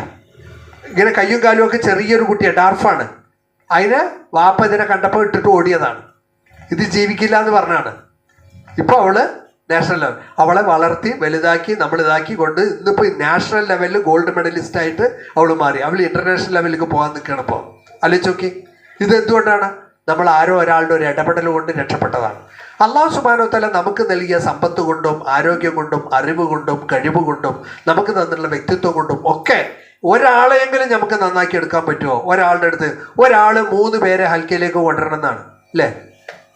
കൊടുന്ന കൊടുന്ന ആൾക്കാരൊന്ന് കൈബന്ധിച്ച് നോക്കട്ടെ. ഞാൻ ബന്ധിക്കും കൈ. ഞാൻ 3 ആളെ കൊടുത്തു. എത്ര കൈയുണ്ട്? നമ്മൾ കാരണം 3 ആൾ പോയിട്ടുണ്ടോ ചോദിച്ചാൽ മതി. കഴിയില്ലേ? കഴിയും. കഴിയണമെങ്കിൽ എന്ത് വേണമെന്നറിയാം? ഈ താജ്മഹൽ എവിടെ ഉണ്ടായിന്നറിയാം? ആഗ്രയിലും അല്ല, യു പിയിലും അല്ല, ഡൽഹിയിലും അല്ല, ഷാജഹാന്റെ കൽബിലാണ് ഉണ്ടായത്. തൻ്റെ പ്രാണപ്രേയസിക്കൊരു മോണ്യുമെൻ്റ് ഉണ്ടാക്കണമെന്ന് ആഗ്രഹിച്ചു ഷാജഹാൻ. തൻ്റെ മനസ്സിൽ അങ്ങനെ ഒരു ആഗ്രഹം മുട്ടിട്ടപ്പോൾ ആർക്കിടെക്റ്റിനോട് പറഞ്ഞു, അയാൾ പ്ലാന് വരച്ചു കൊടുത്തു. എഞ്ചിനീയറോട് പറഞ്ഞു, അയാൾ ഇത്ര കമ്പി ഇത്ര കല്ല് പറഞ്ഞു. ഫിനാൻസ് മാനേജറോട് പറഞ്ഞു, അയാൾ ഫണ്ട് അലോട്ട് ചെയ്തു. HR മാനേജറോട് പറഞ്ഞു, അയാൾ എംപ്ലോയീസിന് കൊടുത്തു. അവിടെ നിന്നൊരു താജ്മഹൽ ഉണ്ടായി. താജ്മഹൽ എവിടെ തുടങ്ങിയത്? കൽബിൽ അല്ലേ? അപ്പോൾ നമ്മളുടെ ആഗ്രഹം നടക്കണമെങ്കിൽ ആദ്യം എവിടെ വരണം? നമ്മുടെ കൽബിൽ. അങ്ങനെ ഉണ്ടോ? പഠിച്ചവനെ ഒരാളെയെങ്കിലും റബ്ബിൻ്റെ മാർഗത്തിലേക്ക് കൊണ്ടുവരാൻ. എനിക്ക് കാശ് വേണം, എൻ്റെ മക്കൾക്ക് നല്ല കല്യാണം വേണം, എൻ്റെ ഒരു അസുഖം മാറണം, ബർക്കത്ത് വേണം, അങ്ങനെ കുറേ ദ്വാരുന്നിട്ടുണ്ട്. എപ്പോഴെങ്കിലും ദ്വാരുന്നുണ്ടോ പഠിച്ചവനെ ഒരാളെയെങ്കിലും ഹിദായത്തിലാക്കാൻ, ഒരാളെയെങ്കിലും നേർമാർഗത്തിൽ കൊണ്ടുവരാൻ?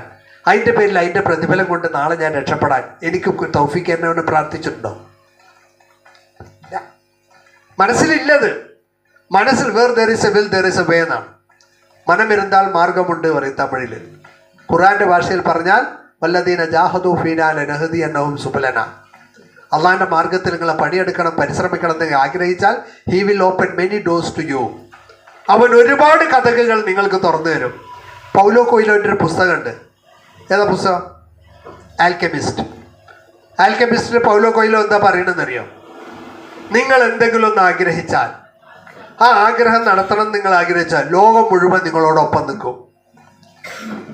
ഇപ്പം ഞാൻ ചോദിക്കണം, ഇപ്പം ഈ കാറിലൊക്കെ പോകുന്ന ആളുകളെ ഓരോ മോഡൽ കാറ് കാണുമ്പോൾ നമ്മൾ നമ്മുടെ വണ്ടി അത് നല്ല വണ്ടിയാണ് എന്ന് പറഞ്ഞിട്ട് ഇങ്ങനെ നമ്മളിങ്ങനെ ചോദിക്കലുണ്ടാവില്ല. ഇപ്പം ഇതൊരു ഉദാഹരണം പറയാം. ഇപ്പം MG പറഞ്ഞിട്ടൊരു കാറുണ്ട് അല്ലേ? ഉണ്ട്. അപ്പം നിങ്ങൾ നമ്മുടെ ഈ കാറ് മാറ്റിയിട്ട് ഒരു MG ഒന്ന് വാങ്ങണം എന്ന് നിങ്ങൾ വിചാരിക്കുക. പിന്നെ നിങ്ങൾ ഈ കാറിൽ പോകുമ്പോൾ കാണുന്നതൊക്കെ അതായിരിക്കും അല്ലേ? അതല്ലേ?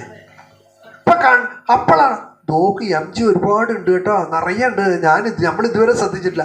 ഇപ്പം എന്താണ് നിങ്ങൾക്ക് MG കാണാൻ കാരണം? ഈ പെയിന്റ് അടിക്കുന്ന ആളില്ലേ, വീട് പെയിന്റ് അടിക്കുന്ന ആള്, അയാൾ ഈ റോഡിൽ കൂടെ പോകുമ്പോൾ ബസ്സിലിരുന്ന് പോകുമ്പോൾ ഇതൊക്കെ നോക്കുക, എവിടെയാണ് ഇപ്പോൾ ബിൽഡിങ് പണിയെടുക്കണേ, എവിടെ പെയിന്റ് അല്ലേ? അയാളുടെ തലയിൽ എന്തായിരിക്കും? സിനിമ മാറിയതല്ല, പോസ്റ്ററല്ല അയാൾ നോക്കുക. അയാൾ എന്താ നോക്കുക? ഇതേപോലെ നമ്മളെന്താ നോക്കണ്ടേ? പോയി ഇത്ര നേരം പറഞ്ഞൊക്കെ ബാത്തിലായി. നമ്മളെന്താ? മത്സ്യം പിടിക്കുന്നവരെ വരുവിൻ, മനുഷ്യരെ പിടിക്കുന്ന വിദ്യ പറഞ്ഞു തരാം. യേശുക്രിസ്തു പറഞ്ഞാണ്. കാലൽ ഹവാരിയൂന നഹ്നു അൻസാറുല്ലാ അല്ലേ? ഹവാരിയങ്ങൾ വന്നു, ഞങ്ങളിതാ മീൻ പിടിക്കുന്ന ആളുകൾ, തുണി അലക്കുന്നവര്, മണ്ണാന്മാരും മത്സ്യത്തൊഴിലാളികളും ആയ ആളുകളാണ് ഈസാ നബിൻ്റെ അടുത്തേക്ക് വന്നപ്പോൾ പറഞ്ഞു, മത്സ്യം പിടിക്കുന്നവരെ വരുവിൻ, മനുഷ്യരെ പിടിക്കുന്ന വിദ്യ പറഞ്ഞു തരാം. മനുഷ്യരെ പിടിക്കുന്ന വിദ്യയാണ് വേണ്ടത്. മനുഷ്യന്മാരെ നന്നാക്കിയെടുക്കുന്ന. അത് നന്നാക്കിയെടുക്കണമെങ്കിൽ എന്ത് വേണം? ആദ്യം നമ്മൾ നന്നാകണ്ടേ അല്ലേ? തിരുമ്പിക്കഴിഞ്ഞാൽ കൈ എങ്ങനെ ഉണ്ടാവും? അലക്കിക്കഴിഞ്ഞാൽ കൈ എങ്ങനെ ഉണ്ടാവും? പാലക്കാടൻ ഭാഷയെ പറഞ്ഞാൽ പളിച്ചെന്നുണ്ടാവും അല്ലേ? അല്ലേ ശരിക്കും അങ്ങനല്ലേ പറയാ? പളിച്ചെന്നുണ്ടാവും. കൈ വൃത്തിയാക്കാനാണോ ചെയ്ത്? കൈ വൃത്തിയാക്കാനാണോ കഴുകിയത്? അല്ല. തുണി കഴിയപ്പോൾ എന്തായി? കയ്യും വൃത്തിയായി. മറ്റൊരാളെ ഉപദേശിച്ചു കഴിഞ്ഞാൽ നിങ്ങളും നന്നാവും, നമ്മളും ഇൻഷാ അല്ലാഹ് നന്നാവും, യാതൊരു സംശയമില്ല. അപ്പോൾ ആയതുകൊണ്ട് അള്ളാഹു സുബ്ഹാനഹു തആലയുടെ ഈ ദീനിൻ്റെ അള്ളാഹു ഒരുപാട് കഴിവുകൾ നമുക്ക് തന്നിട്ടുണ്ട്. നമ്മളെ മരിച്ചു പോയാൽ നമ്മൾ ഓർക്കപ്പെടുന്ന രൂപത്തിൽ ആ മൂപ്പര് അന്ന് അവിടെ വന്ന് ഇതൊക്കെ കൂടെ അന്ന് ആ കുട്ടികളിനൊക്കെ കൂടെ ഒരു കൂട്ടിയിട്ട് അന്ന് ഇതായതാണ്, ആ കുട്ടികളൊന്ന് നന്നായതാണ്, അന്ന് ചെയ്തതാണ് ഈ പണി, അന്ന് ചെയ്തതാണ് ഈ പ്രവർത്തനം. നാളെ ഇങ്ങനെ എണീച്ചിട്ട് ബാത്റൂമിൽ നിന്ന് ബെഡ്റൂമിലേക്ക് പോണത് ആലത്തൂർന്ന് തോണിപ്പാടത്തേക്ക് പോകണം അത്ര പ്രയാസമുള്ളൊരു സമയമുണ്ട്. ആലത്തൂർന്ന് തോണിപ്പാടത്തേക്ക് നടക്കുകയാണെങ്കിൽ എത്ര ദൂരമുണ്ട്? ഇതേമാതിരി ബാത്റൂമിൽ നിന്ന് ബെഡ്റൂമിലേക്ക് പോണത് പ്രയാസമാകുന്നൊരു ഘട്ടം വരും. ആ സമയത്ത് നമ്മളിങ്ങനെ നോക്കുമ്പോഴേ അൽഹംദുലില്ലാ. ഞാൻ ഇന്നലെ തിരൂരിലായിരുന്നു. രാത്രി ഇന്നലെ കിടന്നത് പഴയ ജമാഅത്ത് ഷെരീഫ് സാഹിബിനെ പോലുള്ള പഴയ ആളുകൾക്കറിയാം. മമ്മി സാഹിബ് പറയും. അദ്ദേഹത്തിൻ്റെ പ്രസംഗമൊക്കെ വളാഞ്ചേരി മമ്മി സാഹിബ് അദ്ദേഹത്തിൻ്റെ വീട്ടിലാണ് ഇന്നലെ രാത്രി താമസിച്ചത്. അപ്പോൾ അദ്ദേഹത്തിൻ്റെ ആ ഗ്രന്ഥശേഖരവും ആ വീടും അവിടെ ഉണ്ടാക്കിയ കാര്യങ്ങളും ഒക്കെ കൂടെ കാണുമ്പോൾ അദ്ദേഹത്തിൻ്റെ മക്കൾ ഇപ്പോൾ ആ രംഗത്ത് അവിടെയാണ് ഇന്നലെ കിടന്നത്. അപ്പോൾ ആലോചിച്ച് നോക്കി, അവരൊക്കെ എന്തുമാത്രം വലിയ ഭാഗ്യവാന്മാരാണ്. അവർ തുടങ്ങി വെച്ച, അവർ നട്ടുവെച്ച, അവർ നട്ടു വളർത്തിയ, അതിൽ നിന്ന് വെള്ളവും കൊടുത്ത് പടർന്ന് പന്തലിച്ച് നിൽക്കുന്ന ഒരവസ്ഥയിലെത്തി അവരുടെ ഖബറിലേക്ക് അതിൻ്റെ ഒരു തെളിനീര്, അതിൻ്റെ ഒരു കുളിര്, അതിൻ്റെ ഒരു സാന്ത്വനം, സമാധാനം അവരുടെ ഖബറിലേക്ക് എത്തും. അങ്ങനെ നമുക്ക് നാളെ പരലോകത്തേക്ക് എന്തെങ്കിലുമൊക്കെ എത്തണം. ആ എത്താൻ പറ്റിയ രൂപത്തിൽ ഇൻഷാ അല്ലാഹ് ചിലത് ചെയ്യാൻ കഴിയണം. അതിന് അല്ലാഹു സുബ്ഹാനഹു വതആല നമുക്ക് തൗഫീഖ് ചെയ്യട്ടെ. കുട്ടികളുണ്ട് കൊണ്ടല്ലേ? കുട്ടികളുണ്ടോ? ഒരു കുട്ടികൾക്ക് ഒരു ഇത്ര നേരം പറഞ്ഞതൊന്നും കുട്ടികൾക്കൊന്നും കിട്ടിയിട്ടില്ല. ഇല്ലെങ്കിൽ വീട്ടിൽ പോയിട്ട് പേരക്കുട്ടികൾക്ക് പറഞ്ഞു കൊടുക്കാൻ വേണ്ടിയിട്ട് ഒരു കഥ കൂടെ പറഞ്ഞിട്ട് നമുക്കിത് അവസാനിപ്പിക്കാം. അത് വേറൊന്നുമല്ല, ഒരു മാടിനെ സിംഹം പിടിക്കാൻ വന്ന് പൊന്നുമോളെ ആ പെട്ടി കൊണ്ടുവന്ന് അവിടെ ഇരിക്കുകയും ചെയ്യും. ഈ സാധനമൊക്കെ നിങ്ങൾക്ക് ഈ ഗ്ലാസ്സൊക്കെ തന്നിട്ടേ പോകുള്ളൂ, ഇരിക്കും. പിന്നെ ഒരു മാടിനെ സിംഹം പിടിക്കാൻ വന്നു. മാട് ഓടി, സിംഹം പിന്നാലെ ഓടി. അവസാനം ഒരു പൊട്ടക്കുളത്ത് പോയി ചാടി. പൊട്ടക്കുളത്ത് പോയി ചാടിയപ്പോൾ ആ സിംഹം മാടിന് നല്ല കുളമ്പുള്ള കാരണം മാട് ഉറച്ചു നിന്നു. സിംഹത്തിന് കുളമ്പില്ലല്ലോ, പതിഞ്ഞ കാലല്ലേ. കാല് വെക്കുമ്പോൾ കാല് പൂന്നുകയാണ്. സിംഹം ആകെ ബേജാറായി. മാടിൻ്റെ അടുത്ത് എത്താനും പറ്റുന്നില്ല, നിന്നോട് നിന്ന് കയറാനും പറ്റുന്നില്ല, ചാടുകയും ചെയ്തു, വേണ്ടിക്കിടന്നിരുന്നില്ല എന്നായി അല്ലേ? അങ്ങനല്ലേ പറയുക? കുറച്ചിങ്ങടെ ഭാഷയൊക്കെ പറഞ്ഞു നോക്കട്ടെ. അങ്ങനെ വേണ്ടിയിരുന്നില്ല എന്നായി. അങ്ങനെ സമയത്ത് സിംഹം മനസ്സിലാക്കി മാടിനോട് ചോദിച്ചു, എടാ ചങ്ങാതി, നമ്മൾ രണ്ടാളും ഇങ്ങനെ നിന്നാൽ ചത്തു പോകില്ലടാ, നമുക്ക് രക്ഷപ്പെടണ്ടേ ചോദിച്ചു. സിംഹം പറഞ്ഞു, എനിക്ക് രക്ഷപ്പെടണ്ട, നീ വേണേ രക്ഷപ്പെട്ടവർ, എനിക്ക് രക്ഷപ്പെടണ്ട, നീ വേണേ രക്ഷപ്പെട്ടവർ. അത് കേട്ടപ്പോൾ സിംഹത്തിന് വീണ്ടും ബേജാറായി. എന്താ നീ രക്ഷപ്പെടണ്ട പറയണത്? എൻ്റെ കഴുത്തിലൊരു കയറ് കണ്ടോ ചോദിച്ചു. അത് എൻ്റെ യജമാനൻ കിട്ടിയതാണ്. അപ്പം നീ അടിമയാണില്ലേ? എനിക്ക് നീ ഉദ്ദേശമാതിരി ഇറങ്ങി നടക്കാൻ പറ്റില്ല, നീ ഉദ്ദേശമാതിരി എന്തെങ്കിലും തിന്നാൻ പറ്റില്ല, ആരുടെയും തൊടി കയറി തിന്നാൻ പറ്റില്ല. എനിക്ക് ഇന്നതേ തിന്നാവൂ, ഇന്നതേ ഇങ്ങനെ ചില ഡൂസ് ആൻഡ് ഡോൺസ് ഉണ്ട്. ഇന്നത് പറ്റും, ഇന്നത് പറ്റൂല, അങ്ങനെ ചില ചിട്ടവട്ടത് കൂടെയാണ് എൻ്റെ ജീവിതം. മനസ്സിലായോ? എവിടെ അങ്ങനെയാണ് എൻ്റെ ജീവിതം. പക്ഷേ അതിലൊരു ഗുണം എന്താണെന്നറിയോ? 6 മണിയായിട്ട് എന്നെ കാണാണ്ടായ എൻ്റെ യജമാനൻ വരും, എൻ്റെ മുതലാളി വരും. അയാൾ വന്നിട്ട് എന്നെ കൊണ്ടുപോകും. പിന്നെ ഞാനെന്തിനാ പേടിക്കുന്നത്? എനിക്കും എൻ്റെ ഒരു ആളുണ്ട്. ഇന്നല്ലാഹ മഅന ലാ തഖഫ്, ഭയപ്പെടണ്ട. വലാ തഹ്സൻ ഇന്നി മഅകുമ, ഭയം കേൾക്കണ്ട, ഞാൻ നിങ്ങളോടൊപ്പമുണ്ട് എന്ന് പറയുന്ന പോലെ എന്നെ രക്ഷിക്കാൻ ഒരാൾ വരുന്ന ഉറച്ച വിശ്വാസം ഉണ്ടാകുമ്പോൾ പേടിയുണ്ടോ? നമുക്ക് അങ്ങനെ ഉറച്ച വിശ്വാസം ഉണ്ടോ? എന്തെങ്കിലും 2-3 അലാമത്തുണ്ടായാൽ മതി, കഴിഞ്ഞു, കഞ്ഞിക്കാലും പറിച്ചു. എന്താണ് ഇപ്പോൾ ഇതെല്ലാം ഓരോന്നും ഇങ്ങനെ വരുന്നത്? ഇപ്പം ഞാൻ മിനിയാന്ന് ഒരു വീട്ടിൽ പോണ്ടി വന്നു പെട്ടെന്ന്. എന്താ വെച്ചാൽ പുതിയ കാറാണ് വാങ്ങിയിരിക്കുന്നത്. ഇവർ ഇങ്ങനെ ഇരിക്കുന്ന സമയത്ത് ഈ കുട്ടി അതിൻ്റെ ബട്ടൺ എന്തോ ഹാൻഡ് ബ്രേക്കിൻ്റെ ബട്ടൺ ഒന്ന് നീക്കി, കാറ് ഇവളുടെ കാലിൽ കൂടെ കയറി. ഭാഗ്യത്തിന് ഒന്നും പൊട്ടിയില്ല. അപ്പോഴേക്ക് വിനാഗിരി ഇല്ലേ, സുർക്ക, ഓമദ്രാവകം ആണെന്ന് പറഞ്ഞിട്ട് സുർക്ക എടുത്തു കൊടുത്തു. കുട്ടി സുർക്കം കുടിച്ചു, കുട്ടീനെ ആശുപത്രിയിലും ആക്കി. അപ്പോഴേക്ക് വല്യമ്മക്ക് വയ്യാണ്ടുമായി. 3 അലാമത്ത് ഒപ്പം വന്നു. എന്തായി പോയി. പിന്നെ പോയി. പിന്നെ എവിടെ കൊണ്ടുപോവുക, എന്താ നോക്കുക, ഏതാണിത് എന്നായി. അപ്പം എന്നോട് അടുത്തുള്ള ആൾ പറഞ്ഞു, നസാഹിബങ്ങളൊന്ന് പെട്ടെന്ന് വിളിക്കണം പറഞ്ഞു. ഞാനും ഭാര്യയൊക്കെ കൂടെ കാറെടുത്തിട്ട് പോയി. ഞങ്ങൾ പോയി ഫാമിലിനെ കാണാൻ പോയി. അവനൊക്കെ കണ്ട് സമാധാനപ്പെടുത്തി. എന്നിട്ട് പറഞ്ഞു, അൽഖദിർ ഹൈറിഹി വഷരിഹി മിനല്ലാഹി തആല, ഹൈറും ഷെറും ഒക്കെ അള്ളാഹിൻ്റെ നിന്നാണ്. ഇതൊക്കെ അങ്ങനെ വരും പോകും. ഇതിലൊന്നും വെച്ചിട്ട് എന്തോ. അപ്പോഴേക്ക് തവിട് കെട്ടാനും മറ്റേ തകിട് കെട്ടാനും കോഴിമുട്ടിയൊക്കെ ആയിട്ട് ആൾക്കാർ വരാൻ തുടങ്ങി. ഇത്രയേ ഉള്ളൂ നമ്മുടെ ഈമാന്. 2-3 ഇടങ്ങേറ് വരുമ്പോഴേക്ക് നമ്മൾ കയ്യും കാലും പറിച്ച്.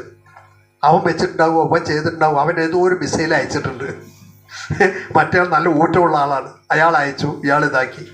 ഇതൊന്നും ലാ മാനിയോ ലിമാ അഴത്തേത്തവല മുഴത്തിയ ലിമാ മനയത്ത. നീ തന്നത് തടയാൻ ആരുമില്ല, നീ തടഞ്ഞു തരാൻ. നിങ്ങൾ നല്ല ഇപ്പം നമ്മുടെ മുഖ്യമന്ത്രിയായിട്ടോ ഇവിടുത്തെ MLA ആയിട്ടോ ഒക്കെ നല്ല ബന്ധമുള്ള ആളാണ് നിങ്ങൾ വിചാരിക്കുക.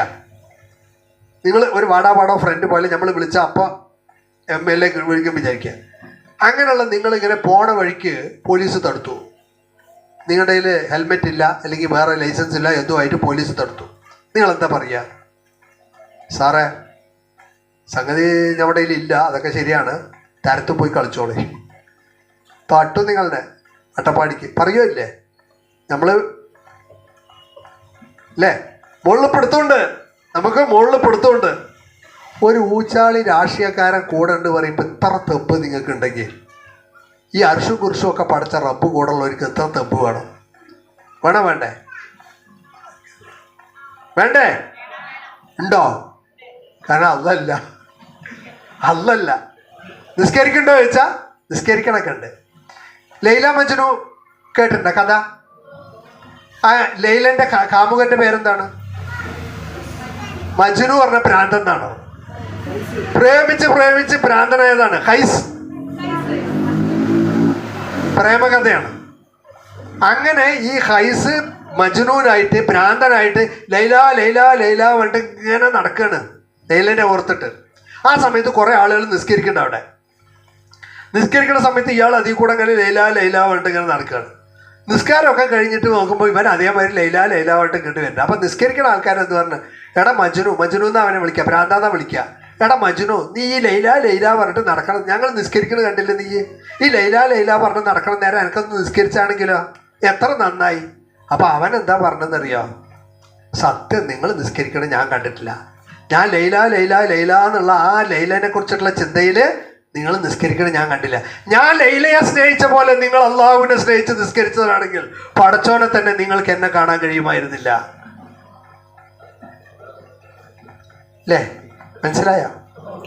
ഞാൻ ലൈലയെ പ്രേമിച്ചതുപോലെ ലൈല എനിക്ക് എങ്ങനെ ഒരു പ്രേമഭാചനമായോ, ആ ലൈലനെ ഞാൻ സ്നേഹിച്ചതുപോലെ യുഹിബ്ബൂനഹും കഹുബ്ബില്ല വല്ലദീന ആമനു അഷദ്ദ ഹുബ്ബൻ ലില്ലാഹ്. അങ്ങേയറ്റത്തെ സ്നേഹം റബ്ബിനോട് നിങ്ങൾക്ക് ഉണ്ടായിരുന്നെങ്കിൽ ഒരിക്കലും നിങ്ങൾ നിസ്കരിക്കണതിൻ്റെ ഇടയിൽ എന്നെ കാണൂല. എന്നെ കണ്ടിട്ടുണ്ടെങ്കിൽ അതിനുള്ള കാരണം നിങ്ങളുടെ നിസ്കാരമൊക്കെ അത്രയേ ഉള്ളൂ. അപ്പോൾ നമുക്ക് അങ്ങനെ ഒരാളുണ്ട്. സിംഹത്തിൻ്റെ കഥ പറഞ്ഞ പോലെ, മാടിൻ്റെ കഥ പറഞ്ഞ പോലെ എനിക്കൊരാളുണ്ട് എന്നുള്ള ഒരു ധൈര്യം. അങ്ങനെ ഒരു റബ്ബ് നമ്മളോടൊപ്പം ഉണ്ട്. ആ ധൈര്യമുള്ളതുകൊണ്ടാണല്ലോ നിങ്ങൾ നോക്കി അമേരിക്ക പടയച്ചു വെനിസുലയിലേക്ക്. നല്ല ഡെവലപ്ഡ് കൺട്രിയാണ്. 10 മിനിറ്റ് കൊണ്ട് ആ നാട്ടിനെ കീഴടക്കിയിട്ട് വന്നു. ലോകത്തെ ഏറ്റവും വലിയ സൈന്യ ശക്തിയായിട്ടുള്ള ഇസ്രയേലും അമേരിക്കയും ബ്രിട്ടനും എല്ലാം കൂടെ ഫലസ്തീനിൽ പോയി. എന്തെങ്കിലും നടന്നാ? എന്തെങ്കിലും നടന്നോ? കുട്ടികൾ വരിവരിയായി നിൽക്കുകയാണ് കൈയിങ്ങനെ കാണിച്ചിട്ട്. ചെറിയ മക്കളെ എൻ്റെ കയ്യിലൊന്ന് പേരെഴുതി, എൻ്റെ കയ്യിൽ പേരെഴുതി. എന്തിനാ ഈ പേരെഴുതണം? മരിച്ചു കഴിഞ്ഞാൽ എൻ്റെ ഉമ്മാക്ക് അറിയണം ഇത് എൻ്റെതാ ബോഡിയാണിത്. ഇങ്ങനെയുള്ള ഒരു മനുഷ്യനെ, ഇങ്ങനെ പടച്ചോനെ മാത്രം പേടിക്കുന്ന ഒരു രക്ഷയില്ലല്ല, അല്ലല്ലാത്ത ഒന്നിനും പേടിക്കാത്ത ഇങ്ങനത്തെ ഒരു സമൂഹത്തെ ആർക്കാ തോൽപ്പിക്കാൻ കഴിയുക? പറ്റുമോ? നമുക്ക് അങ്ങനെ ആകണ്ടേ? വേണോ? വേണ്ടപ്പ. ആകണമെങ്കിൽ ഇൻഷാ അല്ലാ അത് കുറച്ച് ഇത്തിരി ചൂടും വേവൊക്കെ അറിയണം അല്ലേ? ഞാൻ ഇഡ്ഡലി എന്താ വില? വേഗം പറയും. 10 റുപ്യ. കാശ് കൊടുത്ത് തിന്നല്ല, ആരെങ്കിലും കാശ് കൊടുക്കലാണ്. അത് കാരണം അതിൻ്റെ വില അറിയില്ല. റോസ്റ്റോ 40 റുപ്യ 50 റുപ്യ. രണ്ടിനും 1 കരണ്ടി മാവാണ്. ഒരു കരണ്ടി മാവ് കൊണ്ട് ഇഡ്ഡലി ഉണ്ടാക്കി അതിന് 10 റുപ്യ. അതേ ഒരു കരണ്ടി മാവ് കൊണ്ട് റോസ്റ്റ് ഉണ്ടാക്കി 50 റുപ്യ. എന്താ കാര്യം? ഇഡ്ഡലി ഇത്തിരി വട്ടം ഉണങ്ങി ഇപ്പോൾ മറ്റെന്താണ് രാമശ്ശേരി ഇഡ്ഡലി പോലെ 50 റുപ്യ ആകുമോ? അപ്പോഴും 15 റുപ്യ ആവുള്ളൂ. ഇഡ്ഡലിന് മേലെ ഇത്തിരി നെയ്യ് തേച്ച് 50 റുപ്യ ആകുമോ? ആവൂല. സംഭവം എന്താണെന്നറിയോ? ഇഡ്ഡലി എന്ന് പറഞ്ഞാൽ നിങ്ങൾ എടുത്തിട്ട് ആ ഇതിലേക്ക് വരുമ്പോൾ അടുത്ത് കുഞ്ഞു കുഞ്ഞു ആവി ഇങ്ങനെ മെല്ലെ വന്നിട്ട് ഇഡ്ഡലി ആകണത് ഇഡ്ഡലി തന്നെ അറിയണില്ല. ഒരു സ്ലോ പ്രോസസ്സാണ്, ഒരു ഈസി വാക്ക് ഓവറാണ്. പക്ഷെ അതേസമയം റോസ്റ്റിൻ്റെ കഥ അങ്ങനെയല്ല. നല്ല പതച്ച ചട്ടിയിലേക്ക് എടുത്ത് അടിയാണ്, എന്നിട്ട് പരത്തലാണ്.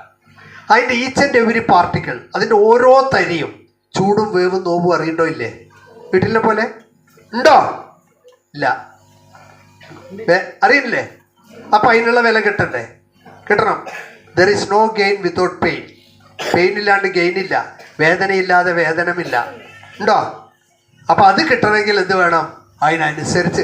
അതേപോലെ സിർവത്ത് അല്ലാഹുൽ ആലിയ, അള്ളാഹുവിൻ്റെ സ്വർഗം പറഞ്ഞാൽ നല്ല വില പിടിച്ചതാണ്. അതിങ്ങനെ ഒരു ഓരത്തിരുന്നിട്ട് എവിടെയെങ്കിലും ഒരു മുക്കിലിരുന്നിട്ട് ഇങ്ങനെ ആക്കിയാൽ കിട്ടൂല. അതിനെത്തിരി ഇറങ്ങണം, വെയിലത്തിറങ്ങണം, പാവപ്പെട്ടവരെ കാണണം, ബുദ്ധിമുട്ടുള്ളവരെ കാണണം, പ്രയാസപ്പെടുന്നവരെ കാണണം, അവരുടെ പ്രശ്നങ്ങൾ തീർക്കണം, അതിലിടപെടണം. വായി തോന്നിയൊക്കെ കേൾക്കേണ്ടി വരും. തീവ്രവാദി വിളിക്കണം, തീവ്രവാദികളെ കേൾക്കേണ്ടി വരും, ഭീകരവാദി വിളി കേൾക്കേണ്ടി വരും. ഇതൊക്കെ കേൾക്കേണ്ടി വരും. കേട്ടിട്ട് ഇതൊക്കെ നമ്മൾ ചെയ്യാം.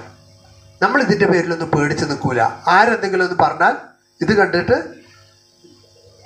കുരയ്ക്കുന്ന നായികൾക്ക് കല്ലെറിഞ്ഞവൻ ലക്ഷ്യത്തിലെത്തൂല പറയും. If you are pelting stones towards the barking dogs, you won't reach your destination. ഒരിക്കലും നിങ്ങളുടെ ഉദ്ദേശിച്ച സ്ഥലത്ത് നിങ്ങൾ എത്തൂല. കുരക്കണ നായ്ക്കൾ കുരച്ചോട്ടെ, നിങ്ങൾ പോയിക്കൊണ്ടേ ഇരിക്കുക. സാർത്ഥവാദ സംഘം മുന്നോട്ട്. തൊണ്ട് തടഞ്ഞ് കപ്പൽ നിൽക്കാൻ പാടില്ല പറയും.